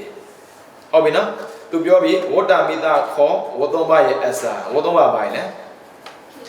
ကိလေသာဝကမ္မဝဝိပါကဝဘာပဲပြောဥစဉ်တို့ကျွေးနေတာဘယ်သူကျွေးရလဲကိလေသာဝကိုအစာကျွေးနေတာကိလေသာဝကပါရင်လေမသိလို့မရဘူးလေဘာလဲအဝိဇ္ဇာတဏှာဥပါဒံဒါဆိုရင်ဥစဉ်တို့မှာရှိနေတဲ့ကိလေသာတွေကကိလေသာမှမသိဘူးဆိုရင်ကိလေသာဘဝကိုအစာကျွေးတာ ਨੇ တူတယ်ဟုတ်ပြီနော်သူအစာလို့ပြောတာကိုပြီးတော့ကမ္မဝဆိုတာမရှိဘူးလားကမ္မဝကဘာပဲလဲသင်္ခါရ ਨੇ ဒါဆိုရင်ကုသိုလ်လုံးနေတယ်အာကုသိုလ်လုံးနေတယ်ကုသိုလ်ထဲမှာအစင်းမြင့်ဆုံးကအရူပကုသိုလ်ပဲကုသိုလ်ပြည့်ဖြစ်မဲ့မသိဘူးဆိုရင်အဲ့ဒါပါလေသင်္ခါရနဲ့ကမ္မဘဝကိုအစာကျွေးနေတာဟုတ်ပြီနော်နောက်ထပ်ဘာလာလဲဝိပါကဘာလဲဝိညာဉ်နာယောဖာသာဝေဒနာတမ်းတော့ဖာသာဝေဒနာဟုတ်မလားပြီးတော့ဇာတိဇရမရဏဟုတ်ပြီလိုက်မယ်ဆိုရင်တော့ကပရိတော့ရှေ့အောင်မယ်ခဏထားလိုက်အဲ့ဆိုဥစဉ်တော့ဝိညာဉ်နာယောတလနာဖာသာဝေဒနာအဲ့ဒါမှအားလုံးမသိဘူးဆိုရင်နာယောပဲကြည့်ဟုတ်ပြီနော်နာယောမသိဘူးဆိုရင်ကိုတဲ့ဘာအစာကျွေးတာလဲဝုတ်ကိုအစာကျွေးနေတာတန်တရာရှေ့မှာအစာကျွေးတယ်ဆိုပါလေသိသွားလားမသိဘူးလားအစာကျွေးထားရင်မသိဘူးလူတွေအစာစားနေရင်သိလားဒီတိုင်းပဲတဲ့ကိလေသာဝုတ်ကိုအစာကျွေးရင်ကိလေသာကရှင်းတယ်ကံကိုအစာကျွေးရင်ကံကရှင်းတယ်ပြီးတော့ဝိပါကကိုအစာကျွေးရင်ဝိပါကကအသက်ရှင်းတဲ့အဲ့ဒါပါခေါ်သာမိတာအဲ့ကြောင့်ဝတ္တမိတာခေါ်ဝသုံးပါရဲ့အစာပြီးတော့လောကမိတာခေါ်ကာမဂုဏ်ရဲ့အစာကာမဂုဏ်ဆိုလို့ကြည့်မယ်ရူပသတ္တကန္တာရတဖောထပိုင်းမှာပါခေါ်ကာမဂုဏ်လို့ခေါ်တယ်ဒါဆိုရင်ရူပလို့ရှိတဲ့အတွက်ဥစ္စာကမျက်စိနဲ့မမြင်ဘူးလားတတ်တော်ရှိတော့နားနဲ့မကြားဘူးလားအဲ့ဒါဘာကျွေးတာလဲအစာကျွေးတာအဲ့ဒါဘာစာလဲကာမဂုဏ်အစာဒါဆိုရင်ရှင်းမလားသိမလားရှင်းပါဟုတ်ပြီနော်အစာစားနေသေးတယ်ဘယ်တော့မှမသိဘူးပြောမှာပေါ့ရှင်ဘုရားရင်ပြီးတော့အစာစားပြီးမှသိသွားတယ်အဲ့ဒါခဏရက်တာသုတိနောက်ထပ်ဘာလာမလဲပရိသတ်နေရက်သွားလား မရဘူးလူရဘောမမြင်တော့လို့မရှိတော့ထင်တာဒါဘာစမ်းတယ်မလို့သိမမမဟုတ်ပဲနဲ့အိမ်သွားလေတယ်ကိုအဲ့တဲ့နေနဲ့သွားတယ်အိမ်မှာအိမ်ရှင်မရှိဘူးလေအေးမရှိပါလားပျောက်သွားတာလေတကယ်ဘောတဲ့သူပျောက်သွားတာမဟုတ်ဘူးမမြင်ရလို့ပါခေါ်မရှိဘူးပြောတာဗောဒါမှသူမရှိဘူးလားရှိတယ်တန်ត្រာထဲမှာရှိနေတော့ပါပဲဟုတ်ပြီအဲ့ဒါဘာခေါ်ကာမဂုဏ်အစာတဲ့ပြီးတော့ကိလေသာမိသားခေါ်ကိလေသာအာမိသားခေါ်တယ်ကိလေသာကကိလေသာအာမိသားကအစာကိလေသာစာနဲ့တူတူကဖြစ်တဲ့အာမိသားအော်ဒါဆိုရင်ဘာကျွေးနေရလဲကိလေသာအစာကျွေးနေတယ်တဲ့အဲ့ဒီစာနဲ့တူတူကဖြစ်တဲ့တရားဟာလည်းပဲသင်္ခါရပါပဲလို့ထင်ရှားပြခြင်းလို့ပြိတ္တမိတာမဲ့ပါဠိတော်မှာဥပ္ပါဒဒုက္ခံတိဘေယတုပ္ပထာနေပညာအာဒီနဝေညာနာစသည်ဖြင့်ထပ်ပြီးဟောတာတဲ့ဒါဆိုရင်ဒုက္ခရဲ့အာမိသားရဲ့သင်္ခါရရဲ့ဒါဆိုရင်အစာကျွေးနေတဲ့တွေဘာဖြစ်မလဲသင်္ခါရပဲတဲ့ရမနော်အစာနဲ့တကွဖြစ်သောတရားဒီပါလဲသင်္ခါရပဲဒါဆိုရင်ခန္ဓာရှိရင်ဒုက္ခရှိတယ်အဲ့ဒုက္ခကဘာဖြစ်လို့ဖြစ်တာလဲဆိုရင်အစာကျွေးနေလို့တဲ့အဲ့အစာကျွေးနေတဲ့တွေဘာဖြစ်လဲသင်္ခါရဖြစ်နေတာတဲ့ဟုတ်ပြီနော်သူအားလုံး link ဖြစ်နေတာနော်ပရမတ်ပါလဲခန္ဓာကိုယ်ဟာဒုက္ခအဲ့ဒုက္ခဘာကြောင့်ဖြစ်တာလဲအစာကျွေးလို့အစာကျွေးနေတဲ့တွေဘာဖြစ်လဲသင်္ခါရအဲ့တော့ဒုက္ခတာမိတာသင်္ခါရလို့ဘုရားရှင်ဟောပြီးသားတဲ့ဩဉာဏ်7ပါးအာဒီနောဉာဏ်7ပါးဆိုတာတဲ့ဩပါဒပောဒနမိတအာယုဏပြိဿတိတို့ကိုအာယုဖြစ်ပေါ်လာတဲ့အာဒီနောဉာဏ်5ပါးပြီးတော့အနောပါဒအပောဒအာနိမိတအနာယုဏအပြိဿတိကိုအာယုဖြစ်ပေါ်လာတဲ့တန်တိပရဉာဏ်5ပါးဒါဆိုအာဒီနဝဉာဏ်က5ပါးပြီးတော့တန်တိပရဉာဏ်က5ပါးအဲ့ဒါစုစုပေါင်းပါလေဉာဏ်7ပါးအာဒီနောဆိုအပြစ်မြင်တာတန်တိပရဆိုတာငြိမ်းချမ်းတာဉာဏ်နှစ်ပါးနဲ့ကျွမ်းကျင်ခြင်းကြိုးတဲ့ဟောပြီးအာဒီနောဉာဏ်နဲ့တန်တိပရဉာဏ်အာဒီနောဆိုအပြစ်မြင်တာတန်တိပရဆိုတာငြိမ်းချမ်းတာဒီလိုဉာဏ်မျိုးနှစ်ပါးရပြီဆိုရင်ဘာကျိုးထူးလို့လဲပေါ့အဲ့ဒီအာဒီနောဉာဏ်နဲ့တန်တိပရဉာဏ်ဆိုတဲ့ဉာဏ်နှစ်ပါးမှာကျွမ်းကျင်လိမ္မာတဲ့ယောဂီပုဂ္ဂိုလ်ဟာတဲ့ဘုမဇာနာတော်မှာပြဆိုတဲ့အတိုင်းမြတ်သောမျက်မှောက်လောကနိဗ္ဗာန်အယူပရမဒိဋ္ဌနိဗ္ဗာန်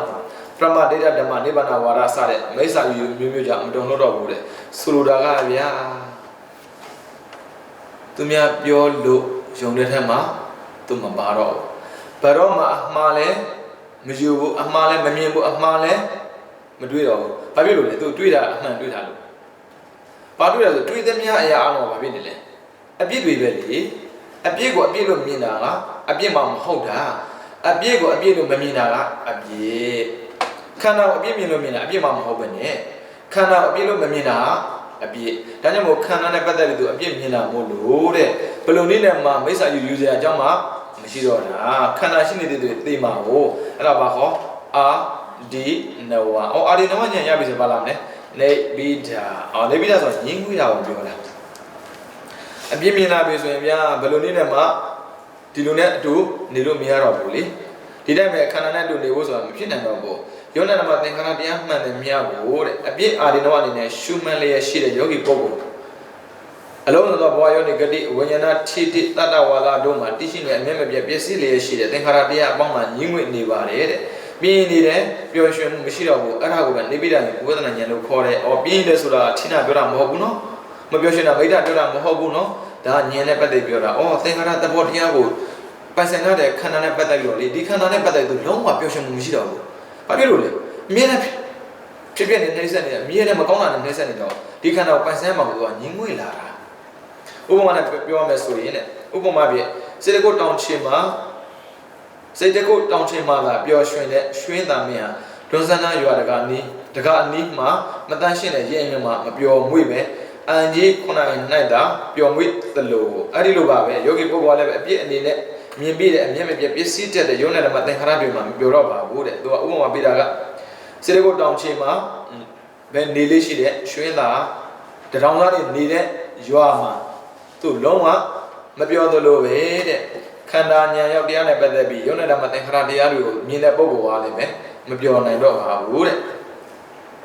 ဘာဝနာဆိုတဲ့ပျော်မွေ့ရရှိတဲ့အတွက်ဘာဝနာနဲ့ပျော်မွေ့နှိမ့်ချခြင်းနဲ့ပြည့်စုံတဲ့အတွဲတဲ့နေသာနုပဒနာဒုက္ခနုပဒနာအနတ္တနုပဒနာနေဗိဒနုပဒနာဝိရာဂနုပဒနာနိရောဓနုပဒနာပဋိသက္ခနုပဒနာဆိုတဲ့အနုပဒနာ9ပါးနဲ့ကြာပျော်မွေ့တယ်ခန္ဓာနဲ့ပတ်သက်ပြီး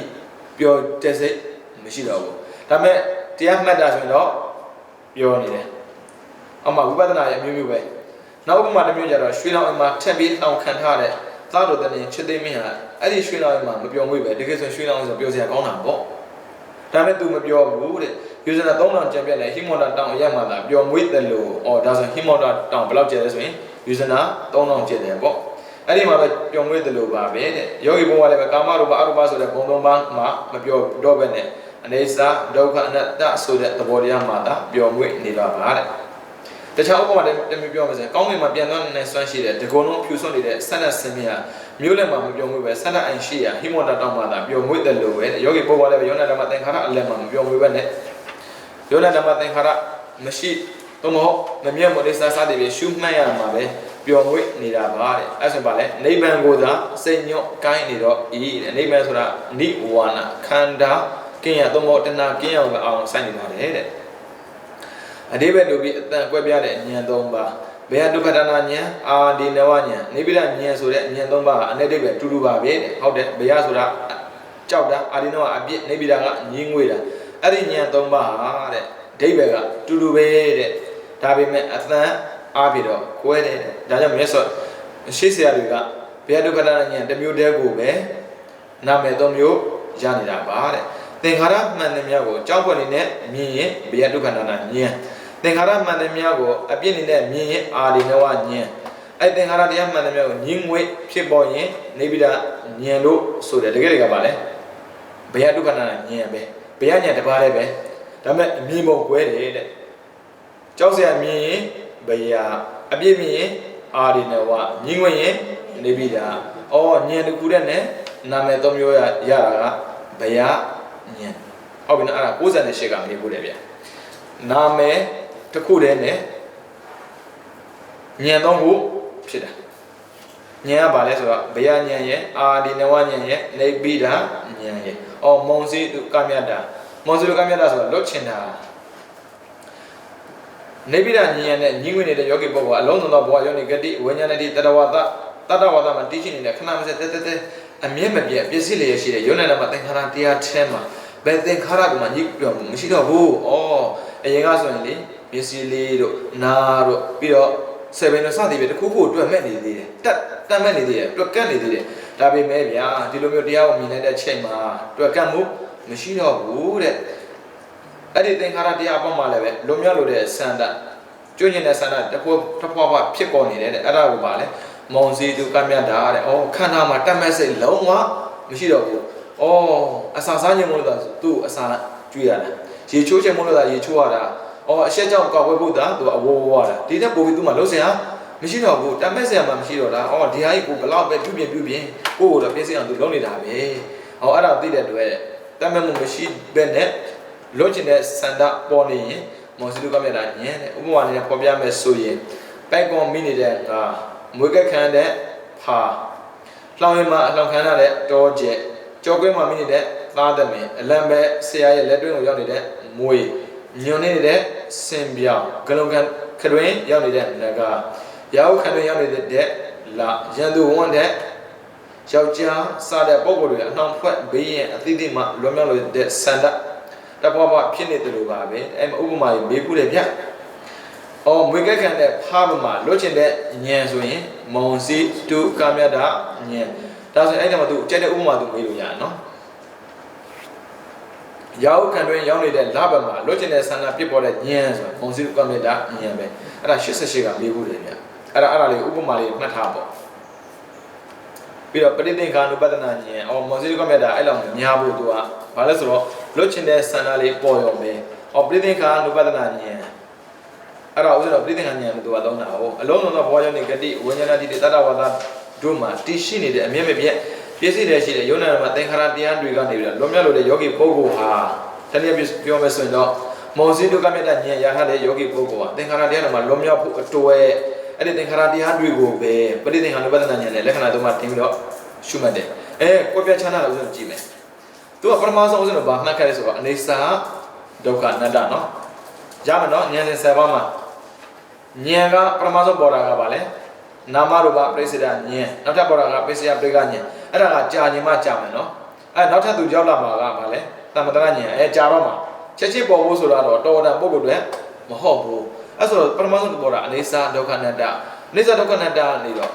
ပြောင်းလဲသွားတာပါလေဘေယပြီးတော့ဥဒယဘေယပြီးတော့ဘေယပြီးတော့အာရိနဝနေဗိဒအကုန်လုံးကြည့်လိုက်အဲ့မှာအနေစာဒုက္ခအနတ္တပါလားမပါဘူးအဲ့အနေစာဒုက္ခအနတ္တကိုပဲဘယ်လိုမြင်ရလဲဖြစ်ပြမြင်လို့မြင်ပြီးတော့ကြောက်စရာမြင်လို့မြင်ဘေးမြင်လို့မြင်အပြစ်မြင်လို့မြင်အမျိုးမျိုးအဲ့မှာအနေစာဒုက္ခအနတ္တရှုနေလားမရှိဘူးတကယ်အနေစာဒုက္ခအနတ္တမရှိဘူးဆိုရင်ဘယ်လိုနည်းနဲ့မှဉာဏ်မပေါ်ဘူးဝိပဿနာဆွဲစကလုံးကြည့်လိုက်လေဝိဆိုတာပါလေနေစာဒုက္ခအနတ္တပတ္တနာဆိုရှုတာ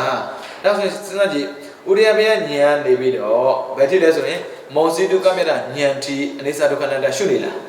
မရှိဘူးဒါမဲ့ရှုဖို့အတွက်အကြောင်းတော့သူဖြစ်မှာပဲရှုနေတဲ့တူပဲဘာပြန်လို့မှာလဲလာမယ်နောက်ထပ်ပဋိသင်္ခါနုပဒနာဉာဏ်ပြန်ရှုရမှာအဲ့ဆိုအမျက်မပြတ်ပြည့်စည်နေတဲ့ယုံနဲ့ဓမ္မသင်္ခါရတရားတွေမှာလွတ်လို့တဲ့သူမောစီဒုက္ခမြတ်တာဉာဏ်ရထားတဲ့ပုဂ္ဂိုလ်ဟာသင်္ခါရတရားမှာလွန်မြောက်ဖို့အတွက်ဆိုပါလေအဲ့သင်္ခါရတရားကိုပဲ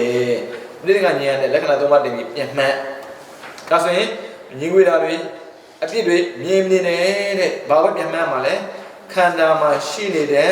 သင်္ခါရသဘောတရားကိုပဲအနိစ္စဒုက္ခအနတ္တလို့ပြန်မှတ်ဒါမဲ့မတူတော့ဘူးသမထနာဉာဏ်တုံးကမှတ်ခဲ့တဲ့အနိစ္စဒုက္ခအနတ္တကမထင်ရှားဘူးအပြည့်တွေပြီးတော့ဘေးတွေပြဿနာအမျိုးမျိုးကြုံခဲ့တဲ့အတွေ့အကြုံရှိပြီးမှမှတ်တဲ့အနိစ္စဒုက္ခအနတ္တကသိထင်ရှားတယ်အဲ့လိုထင်ရှားမှာဘာဖြစ်မလဲဝိပဿနာအစစ်ဖြစ်ပြီးတော့နိဗ္ဗာန်ကိုရမှာဟုတ်ရမှာနော်အဲ့မှာသင်္ခါရတရားတို့ရဲ့အပြတ်သက်သက်ကိုသာအာရုံပြီးတော့လက္ခဏာ၃ပါးအချင်းရှုခြင်းသုံးဖို့အနိစ္စအချင်းရရှုပုံ14ပါးဒုက္ခရှုပုံ28ပါးအတုဝရှုပုံ9ပါးအနတ္တရှုပုံ9ပါးနဲ့အကျက်ရှုတာကိုဘာခေါ်ပရိသင်္ခါတို့ရိုးရိုးမဟုတ်တော့ဘူးဗျာသူကချက်ပြီးတော့ရှုတာဟုတ်ပြီနော်အနိစ္စချင်းရ14ပါးအဲ့မှာသူပြပြီဒုက္ခချင်းရ28ပါးပြီးတော့အတုဝချင်းရ9ပါးပြီးရင်330နဲ့မှာအနတ္တချင်းရ9ပါး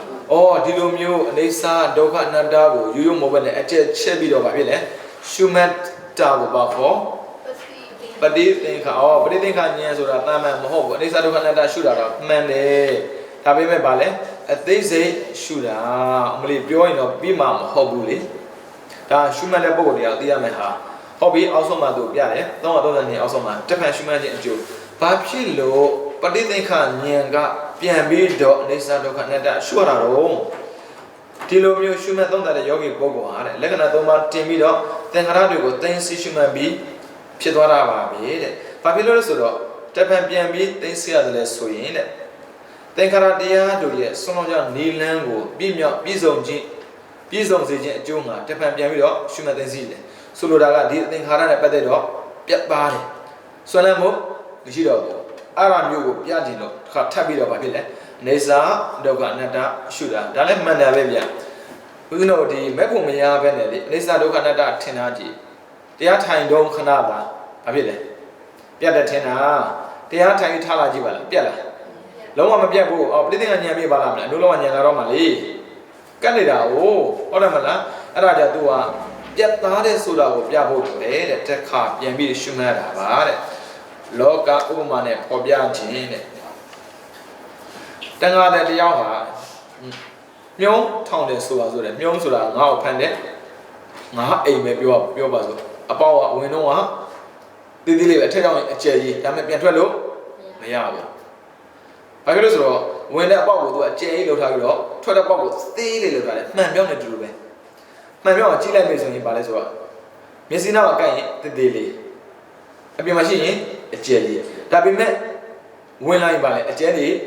ဝင်လာတယ်သူကတကောင်စာလေးသူလောက်ထားတာနောက်ပြန်ထွက်လို့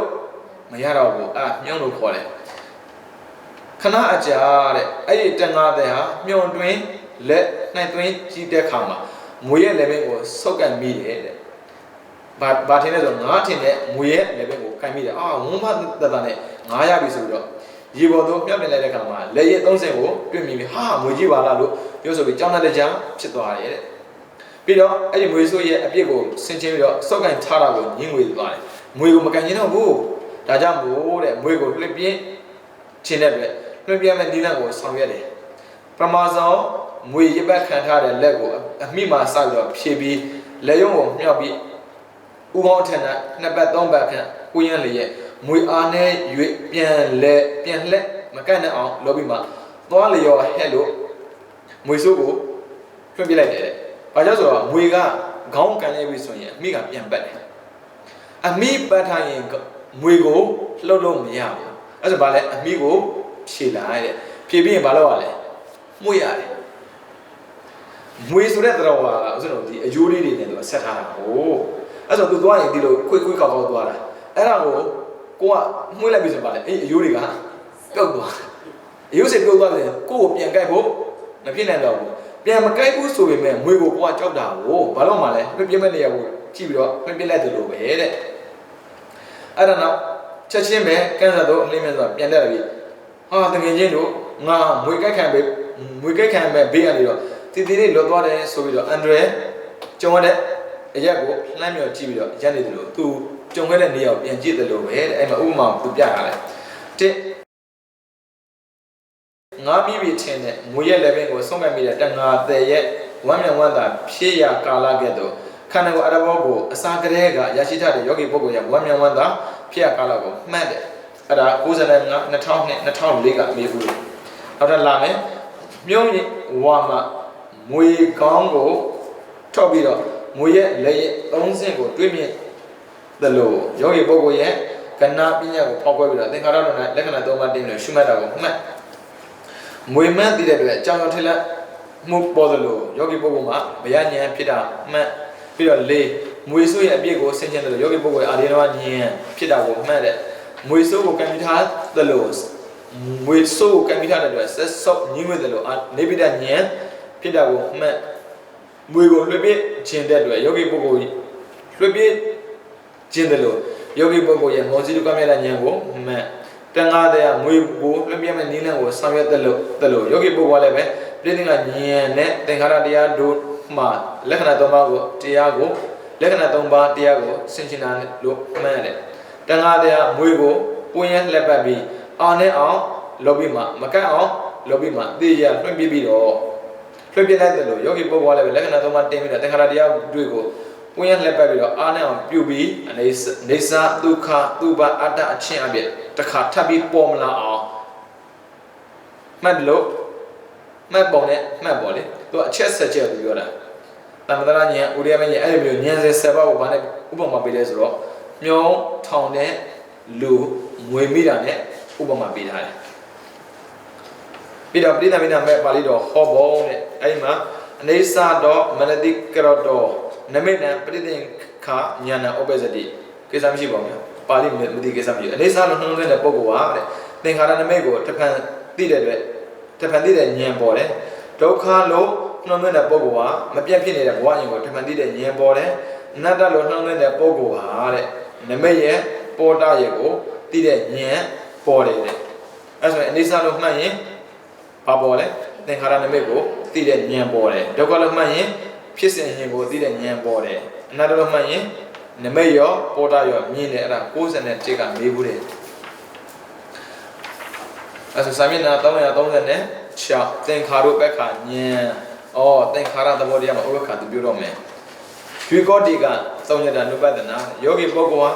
ပဋိသင်္ခါနုပဒနာဉာဏ်နဲ့သင်္ခါရမှန်တယ်မြတ်အတ္တမဆင်းလို့လို့သိသိပြီးရှုမှတ်ပြီးတခါအဲ့ဒီသင်္ခါရတွေကိုပဲအတ္တမ၎င်းအတ္တနိယငါဥစ္စာမ၎င်းဆင်းလို့အဖို့နှစ်ပါးနဲ့သက်ဆိုင်တဲ့စေတုံချင်းသဘောကိုသိသိပြန်တယ်ငါလည်းမဟုတ်ဘူးငါဥစ္စာလည်းမဟုတ်ဘူးလို့နှစ်ခုစလုံးသူကပယ်တယ်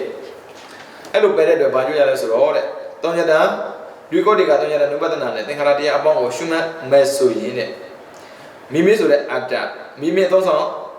အချမ်းရဖြစ်တဲ့သူတစ်ပါးကိုပစ္စကဉာဏ်နုမနာဉာဏ်နဲ့စူးစမ်းရှာဖွေပေမဲ့မတွေ့မြင်တော့ဘူးသူဆိုတာလည်းမရှိဘူးငါဆိုတာလည်းမရှိဘူးတဲ့ဘာပဲရှိရလဲဖြစ်ပြပဲရှိတာတဲ့အဲ့ဒါဆိုရင်ဘာမြင်လို့ဆိုရင်သူငါယောက်ျားမိန်းမမမြင်တော့ဘူးပေါ့ဖြစ်ပြပဲမြင်မှာအဲ့မှာရှုမှတ်နည်းကတော့နဲတာမဟုတ်ဘူးဗျအဲ့ရှုမှတ်နည်းကိုကြော်လိုက်မယ်340နဲ့ နှစ်လောကကိုတုံညာဆန့်အောင်ရှုတဲ့340နှစ်လောကကိုတုံညာဆိုတာဘာမှမရှိတာဒီလိုမျိုးရှုတဲ့ယောဂီပုဂ္ဂိုလ်ကလည်းခန္ဓာ၅ပါးဆိုတဲ့လောကကိုတုံညာဆန့်အောင်ရှုတယ်လို့မှတ်ပါတဲ့ဒါကြောင့်မြတ်စွာဘုရားရှင်ကနေပြီးတော့တဲ့မစ္စုရာဇာသိမင်းအနာပတ္တိမမြင်ဘူးတဲ့လောကကိုတုံညာဆန့်အောင်ရှုမဲ့ဆိုရင်ဘာဖြစ်လဲ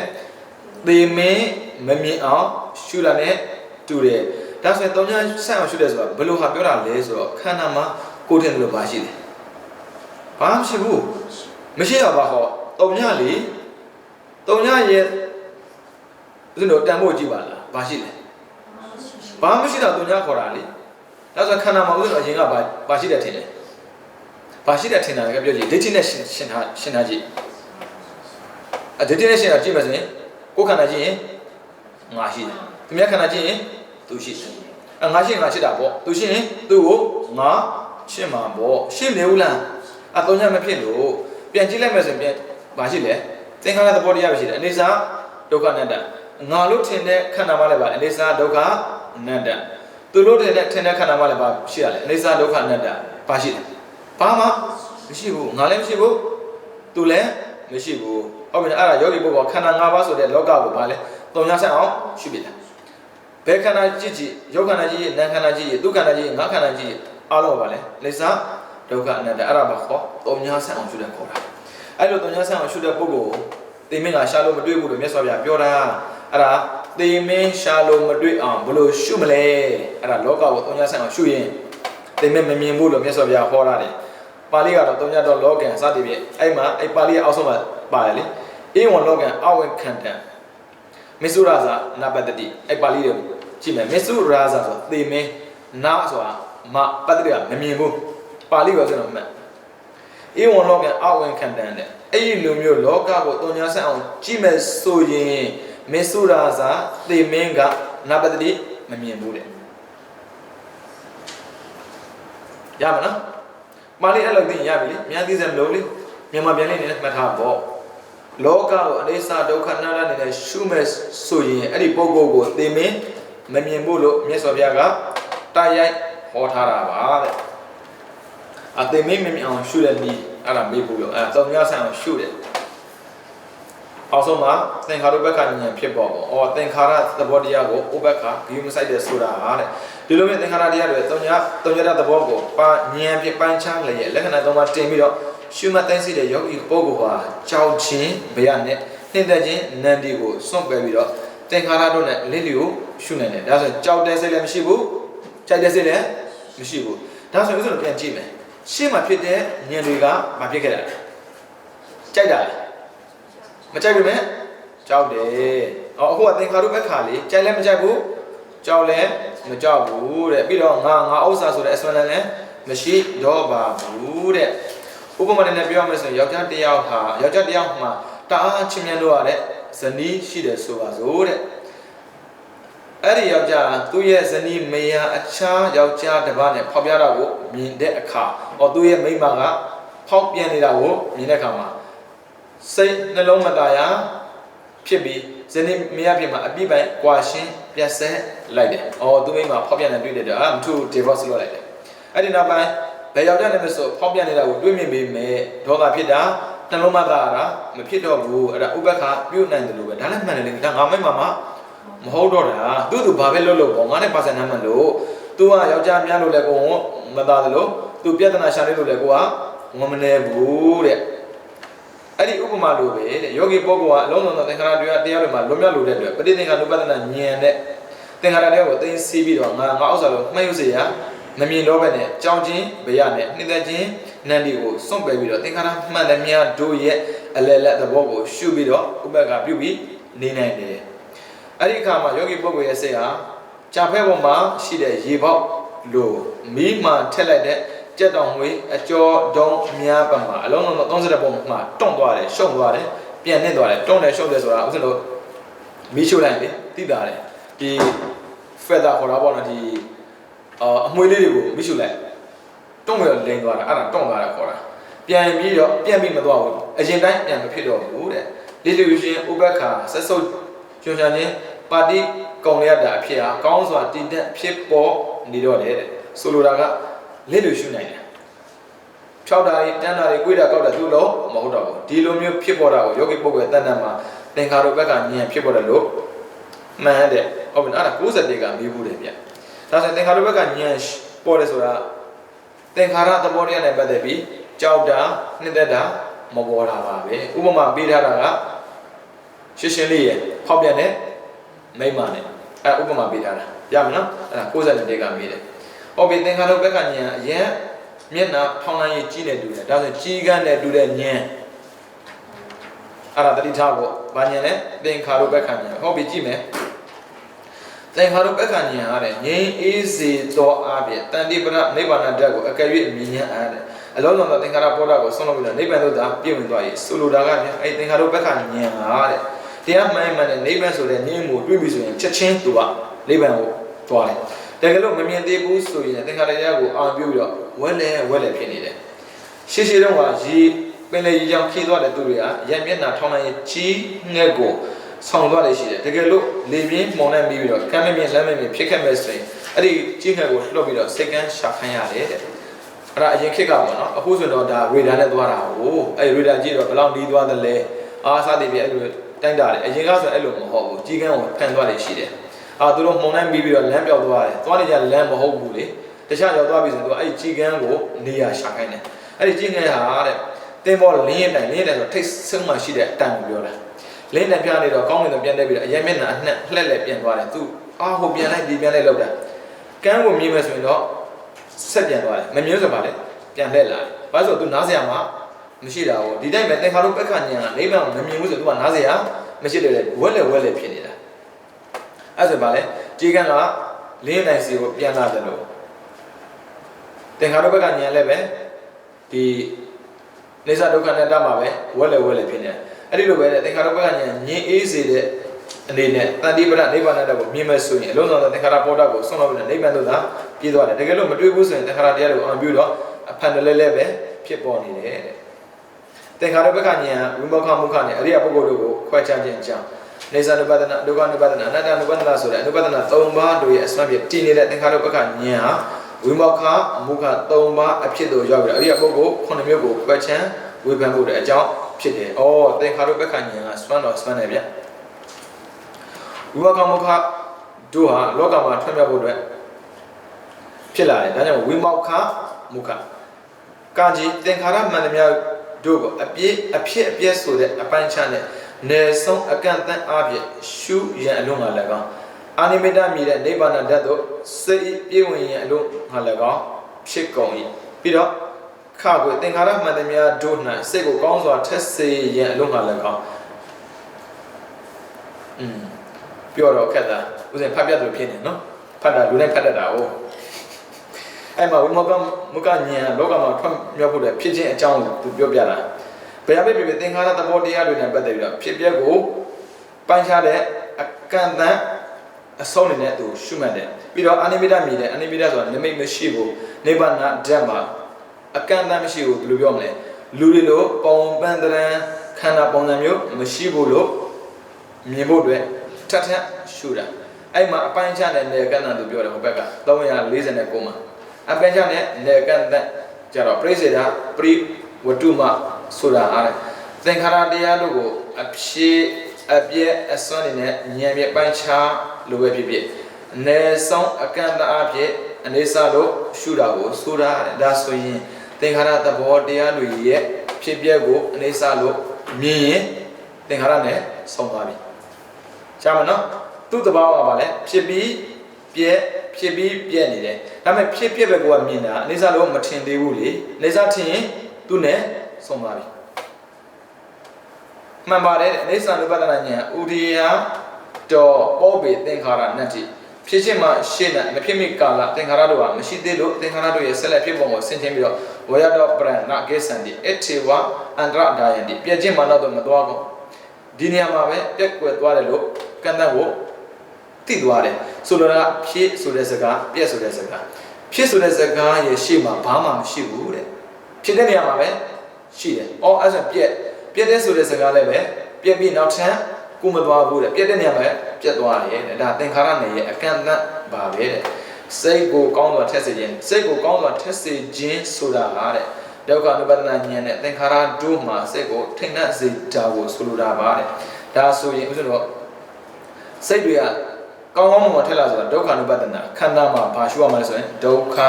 ရှုရင်အဲ့မှာဒဇိမ့်နေနဲ့အဖန်လည်းလည်းရှုပေါ့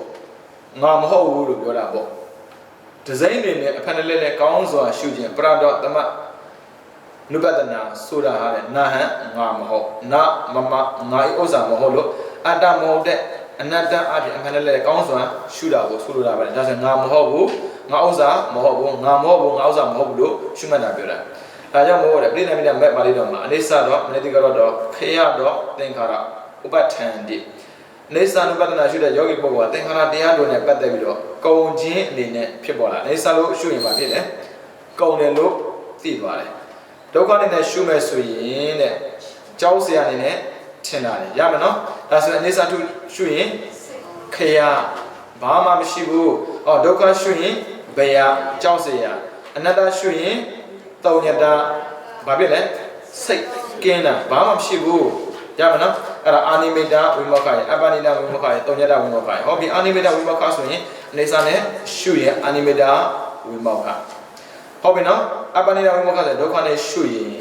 ပြီးတော့တုံညတာဝိမောခအနတ္တနဲ့ရှုရင်တုံညတာလေသူဘာမှမရှိတာကိုအဲ့ဒါ85မေးဖို့တယ်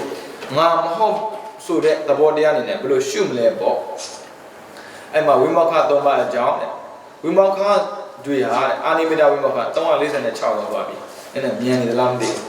စာရွက်လှမ်းတာကိုနှီးနေရဝိမောခတွေဟာအာနိမိတဝိမောခအပ္ပနိဒဝိမောခတုံညတာဝိမောခဆို3မျိုးရှိပါတယ်နေသနုပဒနာကြတော့အာနိမိတဝိမောခရဲ့အဝင်ဝမဟုတ်ဖြစ်လို့အာနိမိတဝိမောခတဲ့ဟုတ်ပြီခုနပြောခဲ့ပြီးအနေစာလို့ရှုရင်အာနိမိတဝိမောခဒုက္ခလို့ရှုရင်အပ္ပနိဒအနတ္တလို့ရှုရင်တုံညတာဒါကြောင့်မို့ပရိသမိနာမဲ့ပါဠိတော်မှာအနေစာအချင်းအပြင်နှလုံးသွင်းတဲ့ပုဂ္ဂိုလ်ဟာယုံကြည်ဆုံးဖြတ်မှုအဖြစ်များပြီးတော့အာနိမိတဝိမောခကိုရတယ်ရမယ်နော်အဒီမောခမတူဘူးနော်တစ်ခုနဲ့တစ်ခုအနေစာလို့အမြဲတမ်းရှုနေတဲ့ပုဂ္ဂိုလ်မှာဘာဖြစ်လာမလဲယုံကြည်မှုဆုံးဖြတ်မှုအားကောင်းသွားတယ်အဲ့ဒါကြောင့်ဘာဖြစ်လာမလဲအာနိမိတဝိမောခရတယ်နှစ်ဒုက္ခအချင်းနဲ့နှလုံးသွင်းတဲ့ပုဂ္ဂိုလ်ကငြိမ်းချမ်းမှုပတ္တိအဖြစ်များပြီးတော့အပ္ပနိဒဝိမောခကိုရတယ်ပြီးတော့အနတ္တအနေနဲ့နှလုံးသွင်းတဲ့ပုဂ္ဂိုလ်ကျတော့ဉာဏ်ပညာဝေဒအဖြစ်များပြီးတော့တုံညတဝိမောခရတယ်ဟောပြီးပြန်ကြည့်မယ်အနေစာလို့ရှုမှတ်တဲ့ပုဂ္ဂိုလ်တရားမှာဘာဖြစ်လဲဆိုယုံကြည်မှုအားကောင်းလာတယ်ဒုက္ခလို့ရှုနေရင်ဘာဖြစ်လဲဉာဏ်ချမ်းမှုအားကောင်းလာတယ်အနတ္တလို့ရှုရင်ဉာဏ်ကောင်းလာတယ်အဲ့ဆိုရင်အနေစာရှုရင်ဘာပေါ်မလဲအာနိမိတဝိမောခပေါ်တာပေါ့ဒုက္ခရှုရင်အပ္ပနိဒဝိမောခအနတ္တရှုရင်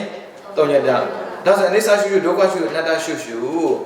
ဟုတ်တယ်မလားဒီခုနဲ့တခုမတူတဲ့အတိုင်းပဲဘာဖြစ်လဲမဲ့ဖို့ရတာပဲအနေစာရှုလို့မဲ့ဖို့ပေါ်မယ်ဆိုရင်ဘာမဲ့ဘာပေါ်ဖြစ်မလဲအာနိမိတဝိမောခဖို့ဖြစ်မှာပေါ့မဲ့ဖြစ်မှာပေါ့ဟုတ်တယ်မလားဒါကြောင့်အနေစာရှုဒုက္ခရှုအားလုံးအတူတူပါပဲ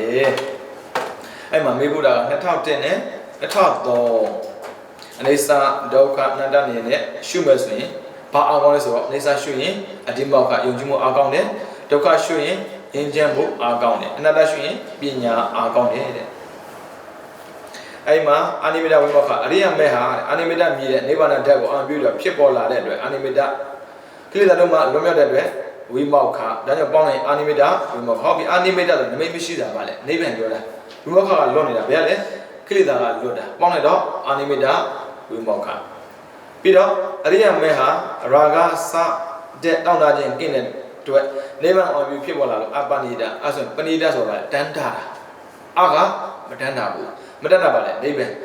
ကိလေသာကင်းတဲ့အတွက်တဲ့ရာဂကင်းတဲ့အတွက်တန်းတာမှုကင်းသွားတာအဲ့ဒါပါဟောအပ္ပနိဒဒါဆိုဝိမောခပါလေရှင်းလေးရဲ့ကိလေသာလွန်ရင်ဝိမောခပေါင်းလိုက်တော့အပ္ပနိဒဝိမောခဒါဆိုအာနိမိတဝိမောခဆိုတာပုံသဏ္ဍာန်မရှိတဲ့နိဗ္ဗာန်ကိုအာပြုပြီးတော့ကိလေသာကင်းရင်အာနိမိတဝိမောခပြီးအပ္ပနိဒဝိမောခကရာဂကင်းပြီးကိလေသာကလွန်ရင်အပ္ပနိဒဝ ဝိမောကပြီးတော့3ညတအရိယမေအတ္တမစေသုံးတဲ့အချင်းအပြင်နိဗ္ဗာန်အောင်ပြုဖြစ်ပေါ်လာတယ်။အော်အတ္တမရှိဘူးအနတ္တပဲရှိတယ်ဆိုပြီးတော့နိဗ္ဗာန်အောင်ပြုပြီးတော့ဖြစ်တာ3ညတဘာမှမရှိတာ။ကိလေသာမှာกินရင်ဝိမောကဒါဆိုပေါင်းတဲ့3ညတဝိမောကဒါဆိုအရိယမေကအတ္တမစေသုံးတဲ့အချင်းအနေနဲ့နိဗ္ဗာန်ကို3ညနဲ့ရှုပြီးတော့ကိလေသာกินရင်3ညတဝိမောကရမယ်နော်အဲ့မှာဓမ္မလေးနဲ့ပါဠိတော်ဝိမောက2ပါးသာဟောတော်မူခြင်းကြောင့်ဟောပြီးအဲ့မှာ340ခွန်အောက်ကနေရှိရင်ဒုတိယစာပိုင်းမှာပရိသပိဒမဲ့ပါဠိတော်လာတောက်တန်ဒေသနာတော်ပရိသပိဒမဲ့ပါဠိတော်စတဲ့တောက်တန်ဒေသနာတော်မှာကြတော့တောင်ညတနဲ့အာနိမိတအပနိဒဆိုတော့ဝိမောက3မျိုးကိုဟောထားတာမှန်ပေမဲ့တဲ့ဝိပဿနာဉာဏ်သင်္ခါရနမိတ်ကိုမပယ်ဆုံးသေးတဲ့အတွက်မောချအဖြစ်အာနိမိတမဟုတ်ဘူးတဲ့နေစာနမိစာဒီကိုစွန့်တော်ကြောက်တာပရိယပြအာနိမိတမြည်တဲ့ဒါကြောင့်အဘိဓမ္မာဒေသနာတော်မှာတောင်ညတနဲ့အပနိဒဆိုတော့ဝိမောကဝိပဿနာရဲ့ဝိမောက2မျိုးပဲထုတ်ထားတယ်ဟုတ်ပြီနော်ဒါဆိုရင်ဦးဇင်းတို့သိထားတာဝိမောကဘယ်နှပါလဲဆိုတော့3ပါအာနိမိတရဲ့အပနိဒရဲ့တောင်ညတရဲ့ဒါဆိုရင်ဘာဖြစ်လို့အာနိမိတကိုပြောတာဆိုတော့နမိတ်စားတဲ့အရာတွေကိုစွန့်တော်လို့တာပရိယအနေနဲ့အာနိမိတလို့ပြောတာပါတဲ့တကယ်တကယ်မူရင်းက2ခုရှိတယ်တောင်ညတနဲ့အပနိဒဒါဆိုရင်သုတ်တန်လို့ဆိုရင်3ခုအဘိဓမ္မာလို့ဆိုရင်2ခုဘာနဲ့ပါလဲဆိုတော့တောင်ညတနဲ့အပနိဒဘာဖြစ်လို့ဆိုတော့သူကမူရင်းဝင်သူယူတာလေအာနိမိတသူမယူဘူးလေဟုတ်လားအာနိမိတဆိုတာလူလားဆိုတော့မလိုဘူးမူရင်းကိုကြည့်မယ်ဆိုရင်2ခုအော်နမိတ်စားတဲ့အရာကိုမစွန့်လို့တာပရိယအနေနဲ့ယူမယ်ဆိုရင်3ခုအဲ့ဒါ60နဲ့ခွန်အောင်မေးဖို့လေဗျ348ပြည်သမီးမဲ့ပါဠိတော်မှာဘုမကတော်မှာဟောတော်မူပေါ့ဟောဒါအတူတူပဲဗျဟောကြည့်မယ်349အရိယပုဂ္ဂိုလ်9ရသင်္ခါရုပ္ပကဉာဏ်အရိယပုဂ္ဂိုလ်9မျိုးကိုခွက်ချမ်းဝေဖန်ခြင်းရဲ့အကြောင်းဖြစ်တယ်။သင်္ခါရုပ္ပကဉာဏ်ဆိုတာတဲ့အရိယပုဂ္ဂိုလ်9မျိုးကိုခွက်ထုတ်ပေးတယ်လေဗျအရိယပုဂ္ဂိုလ်9မျိုးမှတ်ထားမယ်1တတ္တနုတာတွေတရားတရားအကောင်းတယ်ပြီးတော့2တတ္တဝိမု ക്ത 3ကာယသက္ခိ4ဥပတောဘာဂဝိမု ക്ത 5ဓမ္မနုတာတွေ6ဒိဋ္ဌိပတ္တခွန်ပညာဝိမု ക്ത ပုဂ္ဂိုလ်ဟောပြီးတတ္တနုတာတွေဆိုတာကြည့်မယ်နေစာလုံးလုံး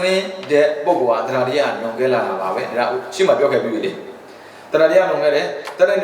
တတွေလွန်ခဲ့တဲ့အတွက်သောတာပတ္တိဘက်ကိုရပါတယ်ဒါကြောင့်မို့တတ္တနုတာတွေတဲ့ဒါဆိုရင်အနေစာလို့ရှုအားကောင်းရင်တရားတရားလွန်ခဲ့ပြီးသောတာပန်ပုဂ္ဂိုလ်ဖြစ်ရင်ပါလေတတ္တနုတာတွေရပြီဒီလောက်ဆိုတော့ပြီးတော့တတ္တဝိမု ക്ത ရမယ်နော်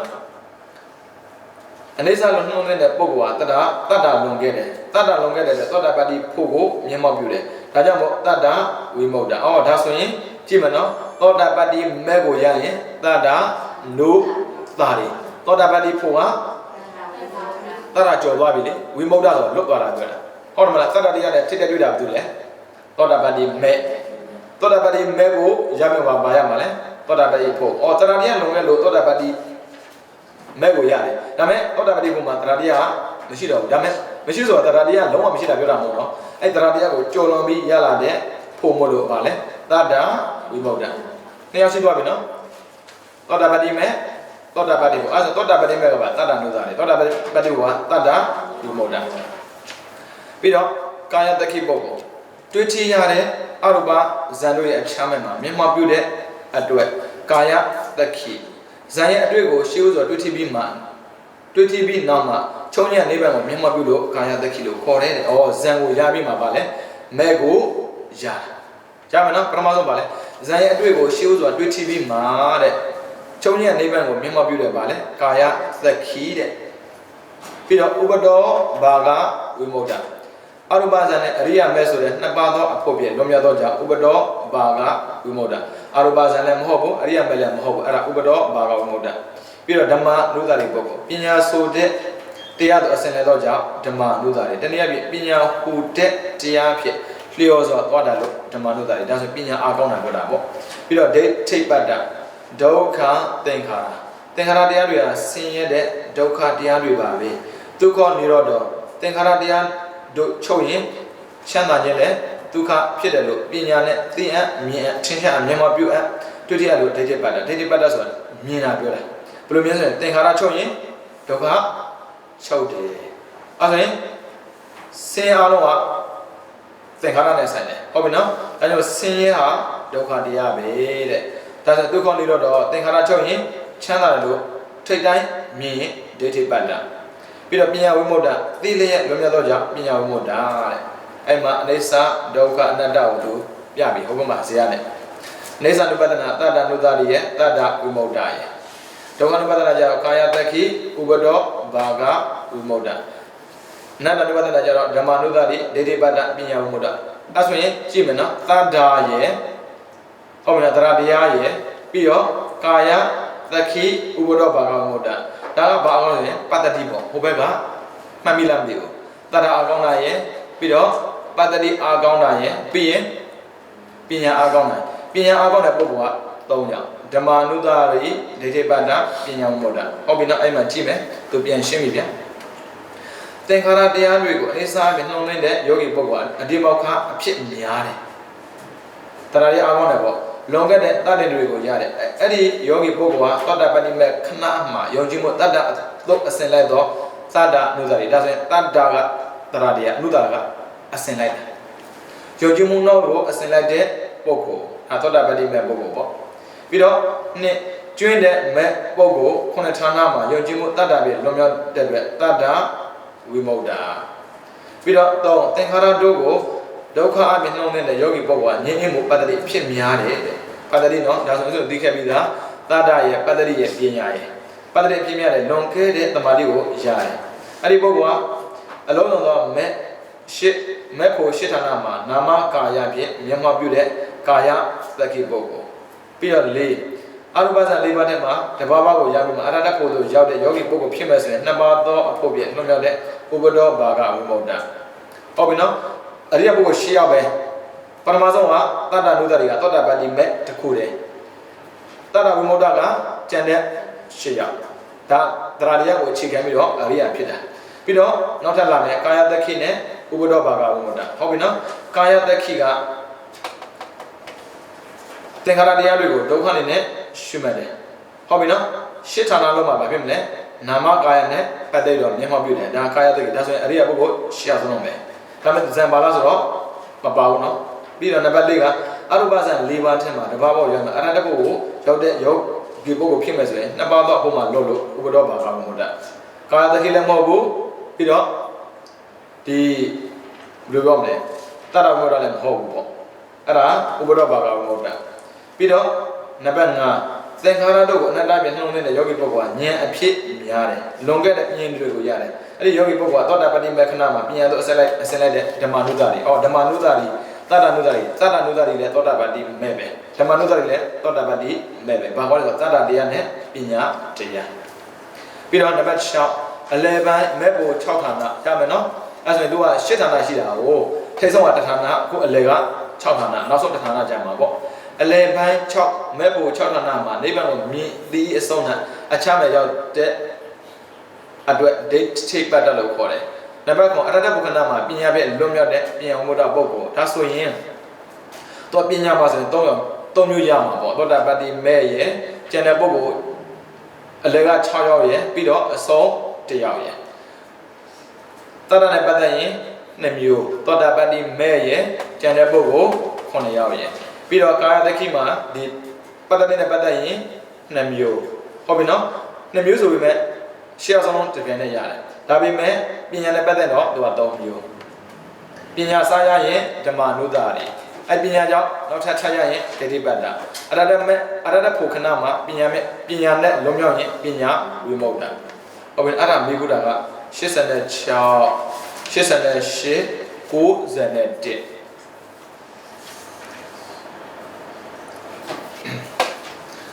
အမြင့်သုံးမျိုးရတဲ့ဉာဏ်နဲ့ဒီသင်္ခါရုပ္ပကဉာဏ်မောစီလုကမြတ်ဉာဏ်ပဋိသင်္ခါနုပဒနာဉာဏ်နှစ်ပါးနဲ့အနေနဲ့ပဲအတူတူပါပဲတဲ့ရမနော်သင်္ခါရုပ္ပကဉာဏ်ကဘာနဲ့တူပါလဲမောစီလုကမြတ်ရဲ့ပဋိသင်္ခါနုပဒနာဉာဏ်နဲ့အဓိပ္ပာယ်တူတူပါပဲတဲ့ဒါကြောင့်ရှေးဆရာတွေကဒီသင်္ခါရုပ္ပကဉာဏ်တစ်ပါးတည်းဖြစ်ပေမဲ့လို့နာမည်သုံးမျိုးရတာရဲ့အောက်ပိုင်းမှာကျတော့မောစီလုကမြတ်ဉာဏ်အလယ်ပိုင်းမှာကျတော့ပဋိသင်္ခါနုပဒနာဉာဏ်အဆုံးမှာကျတော့သင်္ခါရုပ္ပကဉာဏ်ဒါဆိုရင်တို့ဒီဘေးနဲ့ပတ်သက်တာလည်းဦးဇင်းတို့က3ခုမှတ်မိတယ်နော်အခု ဒီဟိုမှာလည်း3ခုပဲအဓိပ္ပာယ်တူတူဒါပေမဲ့3ခုဖြစ်လာတာအခုပြောနေတဲ့ဟာတွေကတကယ်ကအရတမဲအရတဘုဒ္ဓတက်တဲ့တရားတွေဖြစ်တဲ့အတွက်သူကလက်တွေ့ကြားတဲ့တရားကိုစာတွေ့ရေးထားတာစာတွေ့ရတဲ့တရားကိုလက်တွေ့မပါတဲ့ပုံကိုယ်တွေကြည့်တော့တော်တာနိုင်လို့မမီဘူးတကယ်လက်တွေ့သာသိချတဲ့ပုံကိုယ်တယောက်စင်ဟုတ်တာပဲဟုတ်တာပဲဟောမှန်ကန်ကန်သူကထိုးထွင်းပြီးသိတာအခုကြတော့လေထိနာဝင်တယ်လို့မိတ်တာဝင်တယ်လို့ရတဲ့မှာလေကိလေသာဝင်တာကိလေသာကိုတတ်နိုင်တဲ့အစွမ်းရည်ရှိဖို့နေတာကြားတော့ကိလေသာဝင်လို့မိတ်တာမဝင်ဆိုတာမှာထိနာဝင်လာတဲ့အတွက်စိတ်ကဟိုလွင်လိုက်ဒီလွင်လိုက်ပြီးတော့ဘာပြောနေမှမသိဖြစ်လိုက်အဲ့အမျိုးဖြစ်နေတာအဲ့ဆိုရင်အဲ့မျိုးဘာပြောမှမသိဖြစ်လိုက်ဆိုရင်အော်ဒင်းစာဝင်သွားတာပြင်းနေစေပေါ်ရင်ထိနာဝင်သွားတာကြားထဲမှာဘာဝင်မှမသိလိုက်တာကမောအော်ဒင်းစာပဲလေအဲ့ဆိုဘာဖြစ်လဲဆိုတရားခုဒီတင်နန်းလည်းမပြီးသေးဘူးပြီးတော့အချင်းလည်းမကုန်သေးဘူးဘာမှလည်းကုတ်စားဝင်လာပြင်းနေရောဟုတ်မလားကိုမမီနိုင်တဲ့အခြေအနေကိုမြင်အောင်လိုက်ပြီးသင်ရတာမို့လို့ဒါမဲ့ဦးဇင်းတို့အားရစရာကျင်းနေစရာကောင်းတာတခုကဒီလိုတရားတွေရတဲ့ပုဂ္ဂိုလ်လောကမှာတကယ်ရှိခဲ့တာလေဒီတရားရတဲ့ပုဂ္ဂိုလ်ရှိတယ်လို့ဒီတရားကိုကျင့်ရင်ငါလည်းဒီလိုသိမှာပဲဆိုတာကိုတော့ဦးဇင်းတို့သိခွင့်ရလိုက်တယ်အခုပြောနေတာဘာရတဲ့ပုဂ္ဂိုလ်တွေလဲအရိယာဖြစ်မဲ့ပုဂ္ဂိုလ်တွေကြောင့်ဦးဇင်းတို့ပြောနေတာကိုကြောင့်ကိုမှပါဘူးကိုကပါတော့ကိလေသာနဲ့ရောတွေ့တဲ့ပုဂ္ဂိုလ်တွေဆိုတော့လေလောဘကြောင့်လည်းပြောကြည့်တယ်အမလေး shopping သွားတာတို့ပြီးတော့ကိုလာတော့ဥပါဒဇက်ကကြည်တာတို့အဲ့ဒီပြောရင်တန်းနဲ့သဘောပါဘာဖြစ်လို့လဲကိုကျင်တဲ့လောကအကြောင်းကိုပြောလို့ဦးနဲ့မဆိုင်တာပြောကြည့်ဘာဖြစ်လဲဘာပြောမှလည်းမသိပါဘူးကွာဒါပေမဲ့ဦးဇင်းတို့ကနံပါတ်1သုတမယဉာဏ်ခေါ်တယ်ကြာဖို့နာဝါရှိအောင်တော့လောက်ရတယ်နံပါတ်2အစင်တာမယကြာဖို့နာဝါရှိတဲ့အပေါ်မှာမူတည်ပြီးတော့ဘာဖြစ်မလဲကိုကတွေးကြည့်နိုင်တာအရိယာပုဂ္ဂိုလ်ဆိုတာဒီလိုပါလားဘာမရှိတဲ့ပုဂ္ဂိုလ်အရိယာခေါ်ပါလားအရိယာဖြစ်တာတော့မှတရာကိုအခြေပြုပြီးဖြစ်တဲ့ပုဂ္ဂိုလ်ရှိတယ်ပတ္တိအခြေပြုဖြစ်တဲ့ပုဂ္ဂိုလ်ရှိတယ်ပညာကိုအခြေပြုဖြစ်တဲ့ပုဂ္ဂိုလ်ရှိတယ်ငါကရောဘာဖြစ်မလဲကိုကိုပြင်ဆင်တဲ့ကမှာငါတဏှာတရားသိကောင်းနေပါလားငါဆိုရင်ဓာမျိုးရမယ်ဆိုဘာလဲရနိုင်တာလေအဲ့ဒါမျိုးပြီးတော့ငါဘောကသိငြင်းချမ်းပါလားငါတရားကြည့်မယ်ဆိုရင်ငြင်းချမ်းမှုနဲ့ပတ်သက်ငါတရားရနိုင်တာပဲငါကပညာသိကောင်းနေပါလားငါသာတရားရမယ်ဆိုရင်ဘာလဲရမှာဆိုမှန်းကြည့်လို့ရသွားတာရတဲ့ပုဂ္ဂိုလ်ကြည့်ပြီးတော့ကိုလည်းပဲလောက်ရင်ဒီလိုရနိုင်တယ်ဆိုတာကိုသိတာပေါ့ဒါရင်ကတကယ်တပြေးလူကမြင့်တက်လာတာကိုသူပြတာလေတကယ်ဆိုရင် practical သူပြတာပဲ theory နဲ့သူပြပေးတယ်ဒါပေမဲ့ practice မှာပါတဲ့ပုံတွေက theory ဖတ်နားမလည်ဘူးဗျ theory ရော practice ရောရှိမှဒါကသူကဉာဏ်ကကုံမဖြစ်သွားပြီလေကုံမဖြစ်သွားပြီဆိုတော့ဘာဖြစ်ပြီသင်္ခါရုပ္ပခဉာဏ်ရောက်နေပြီလေဗျာအနုလောမဉာဏ်ပဲကျန်တော့တာ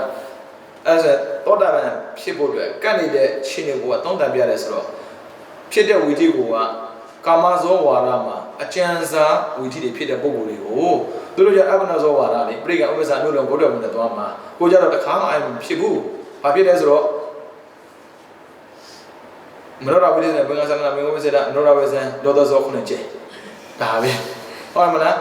မြင်လာတဲ့ပတ်သက်ဆိုဆက်ခုဆိုရင်ဒီတာဘင်္ဂသနာမေဝိသေတာ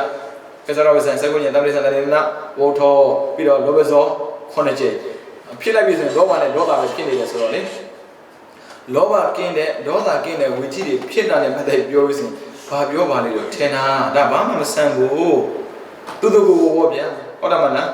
ဘာပညာမှမသိထားတဲ့ပုဂ္ဂိုလ်တရားကိုစာပေဟောပြောပဲခေါ်သွားတယ်လို့ကြည့်လို့တော့ကောင်းပါရဲ့ဒါပေမဲ့ဘာပြောနေမှန်းမသိဘူးဟုတ်တယ်မလားအဲ့ဆိုရင်ဘာဦးဇင်းတော်ဘာပြောလဲဆိုတော့ဘာမှမသိဘူးနေတော့ပြောတာသိကောင်းတာပဲအဲ့ဒါပြောတတ်တယ်ပြောမင်းဥပ္ပလန်တော့ရှင်းတယ်ဗျသူရေးတဲ့စာကိုကောင်းတယ်ပြောတဲ့ပုဂ္ဂိုလ်စုချရတော့မပြောခိုင်းဘူးဘာဖြစ်လို့လဲဘာမှမသိဘဲနဲ့ကောင်းတယ်ပြောရင်ကောင်းတဲ့အရာတွေပျက်စီးလို့တဲ့ဒီတိုင်းပဲဦးဇင်းတော်ကဘာမှမသိဘဲနဲ့မဲ့ဖို့အကြောင်းပြောရင်မဲ့ဖို့သိခါရှားမှာဆိုလို့ဦးဇင်းတော်မပြောရဲဘူးလေဘလောက်ကောင်းတယ်လဲဆိုတာပြောလို့မရဘူးနိဗ္ဗာန်ဘလောက်ငြိမ်းချမ်းတယ်လဲဆိုတာစကားနဲ့ပုံဖော်ပြီးလို့မရဘူးအခုဆိုကြည့်လိုက်နိဗ္ဗာန်ငြိမ်းချမ်းလို့ဦးဇင်းမတွေ့ဘူးလေတွေ့တယ်လေနိဗ္ဗာန်ငြိမ်းချမ်းတာမငြိမ်းချမ်းတာမသိဘူးစာဖတ်တာလည်းမျက်စိကမပူတာပဲအဲ့ဒါနိဗ္ဗာန်ငြိမ်းချမ်းလို့ဆိုတော့ဘယ်လိုနည်းနဲ့မှမှန်းကြည့်လို့မ မြတ်အခုပြောနေနိဗ္ဗာန်ငြိမ်းချမ်းမှုလို့ပြောနေတာလေအဲ့မှာခုနကအရိယပုဂ္ဂိုလ်တွေကွဲပြားသွားတာသူပြပေးတယ်လေအားလုံးစုစုပေါင်းအရိယပုဂ္ဂိုလ်9မျိုးဖြစ်သွားတာရှိတာတော့ရှိတော့တတ္တက2ယောက်ကာယတခိက2ယောက်ပြင်းဒီတတ္တက2ယောက်ပတ္တိက2ယောက်ပညာက3ယောက်လေ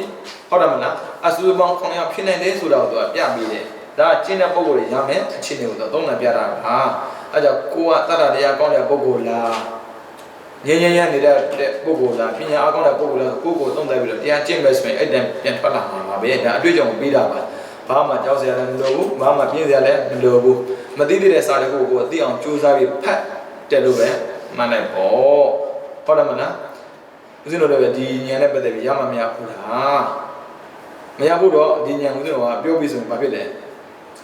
ခက်တာပဲလေအဲဆိုရင်စာလေးဖတ်ပြီးပြောပြတာပဲအဲ့ဒါရှင်များစာဖတ်ပြတာဘာလို့မလို့ရဖတ်တတ်တာပေါ့ဖတ်တယ်မှလည်းသိတာပေါ့သူဖတ်ပြမှဆိုတော့ဦးဇင်းဖတ်ပြတာကိုလည်းမဖတ်ကြဘူးလေဟုတ်တယ်မလားဩသူတို့လေးတွေစာဖတ်ရပြမှဆိုတော့ဦးဇင်း bedtime story ပေါ့နော်နောက်ဆိုရင်အေးရပါပြင်ထားမှာတင်းနဲ့လာပြီးဆိုရင်အေးရလေးယူလာသူရမေ့ပဲတော့တင်းနဲ့တော့တယ်မလို့ဗာတင်းနဲ့အိတ်တင်တယ်ပေါ့ကိုနားမလဲတာပြောရင်လေဒါကိုမရခုတဲ့ဟာလေအိမ်တွေမှာကြည့်မယ်ဆိုရင်အနေညာတညတာမီတင်တွေခေါ်တယ်အနေညာတညတာအနေညာတညတာမီတင်တွေကတောတာပတိမဲ့ကိုပြောတာလေတန်တရာတရှောင်းသွားခဲ့တဲ့မြကာလမှာလောကသမယကာလမှာတောတာပတိမဲ့တခါမှမရဘူးအမရဘူးဆိုရမယ်ကြောင့်ပြောတော့လေနားမလဲဘူးဗျာဘာပြောတာလဲဩတရားကျင့်ပြီးတော့အဲ့မှာဉာဏ်စင်းနေနဲ့တက်ထားတဲ့ပုဂ္ဂိုလ်ဆိုတော့အဲ့ဒီဉာဏ်နာကိုပြောရင်သူသဘောပေါက်တယ်ဗျာဩဒါကိုပြောတာပါလားဉာဏ်တဲ့တခုမှမရသေးတဲ့ပုဂ္ဂိုလ်ဆိုတော့ဘာပြောပါလဲဟုတ်မယ်ဘလို့တွေးတောင်လားပေါ့အဲ့မျိုးနားမလဲတာပြောတာပါအဲ့ကြောင့် theory နဲ့ practice လက်တွေ့ကြအောင်နည်းနည်းကျင့်သုံးချပါခန္ဓာလေးရှိနေတော့ပေါ့ဗျာတရားမှန်လို့ရတဲ့ခန္ဓာကြံရှိနေတော့နည်းနည်းလေးကျင့်ကြည့်ကြဖို့တိုက်တွန်းခြင်းနဲ့လူခန္ဓာလောက်ကျမ်းတာတခြားခန္ဓာမရှိဘူးပိဋကခန္ဓာရဲ့ဘာသူတို့တရားမှန်လို့မရဘူးလေတရားမှန်လို့ရတဲ့ခန္ဓာနဲ့အကျမ်းတော့ကလူခန္ဓာပဲအနုညာဆုံးကပြမခန္ဓာပဲနုညံတဲ့ခန္ဓာရတဲ့ပုဂ္ဂိုလ်တရားမှတ်တဲ့ကမှာဒုက္ခပေါ်ရင်မှပေါ်တာအနိစ္စနဲ့အနတ္တကိုလက်ရှာလို့ဆိုခက်ခက်မှဆိုလို့ခန္ဓာကြံရပြီးတော့အရိယဘက်ကိုမျက်မှောက်ပြုနိုင်အောင်ဆိုပြီးတော့ကိုယ့်ကိုလူပေါ်မှာခဏထားပေးတာတဏှာလည်းရှိနေတဲ့အတွက်ကိုယ်ကကျင့်သုံးမဲ့ဆိုရင်ခန္ဓာမှာဒုက္ခကိုတွေ့ပြီးတော့တတ္တတရားပေါ်လာတော့ပြီးတော့ပတ္တိတရားပေါ်လာတော့ပညာတရားပေါ်လာတော့ဖြစ်ပြီးတော့တတ္တခြေပြူပြီးတော့အရိယဖြစ်နိုင်တဲ့ပုဂ္ဂိုလ်တွေပြီးတော့ပတ္တိကိုခြေပြူတော့အရိယဖြစ်နေတဲ့ပုဂ္ဂိုလ်တွေပညာခြေပြူတော့အရိယဖြစ်နေတဲ့ပုဂ္ဂိုလ်တွေဖြစ်လာမှာပါပဲဒါကြောင့်မို့တရားချင်းသူတို့စင်များလည်းပဲသတ္တာကြပဲဖြစ်ဖြစ်ပတ္တိကြပဲဖြစ်ဖြစ်ပညာကြပဲဖြစ်ဖြစ်အရိယပုဂ္ဂိုလ်ဖြစ်အောင်ကြိုးစားအားထုတ်နိုင်သောသူတော်ကောင်းများဖြစ်ကြပါစေကုန်သတည်း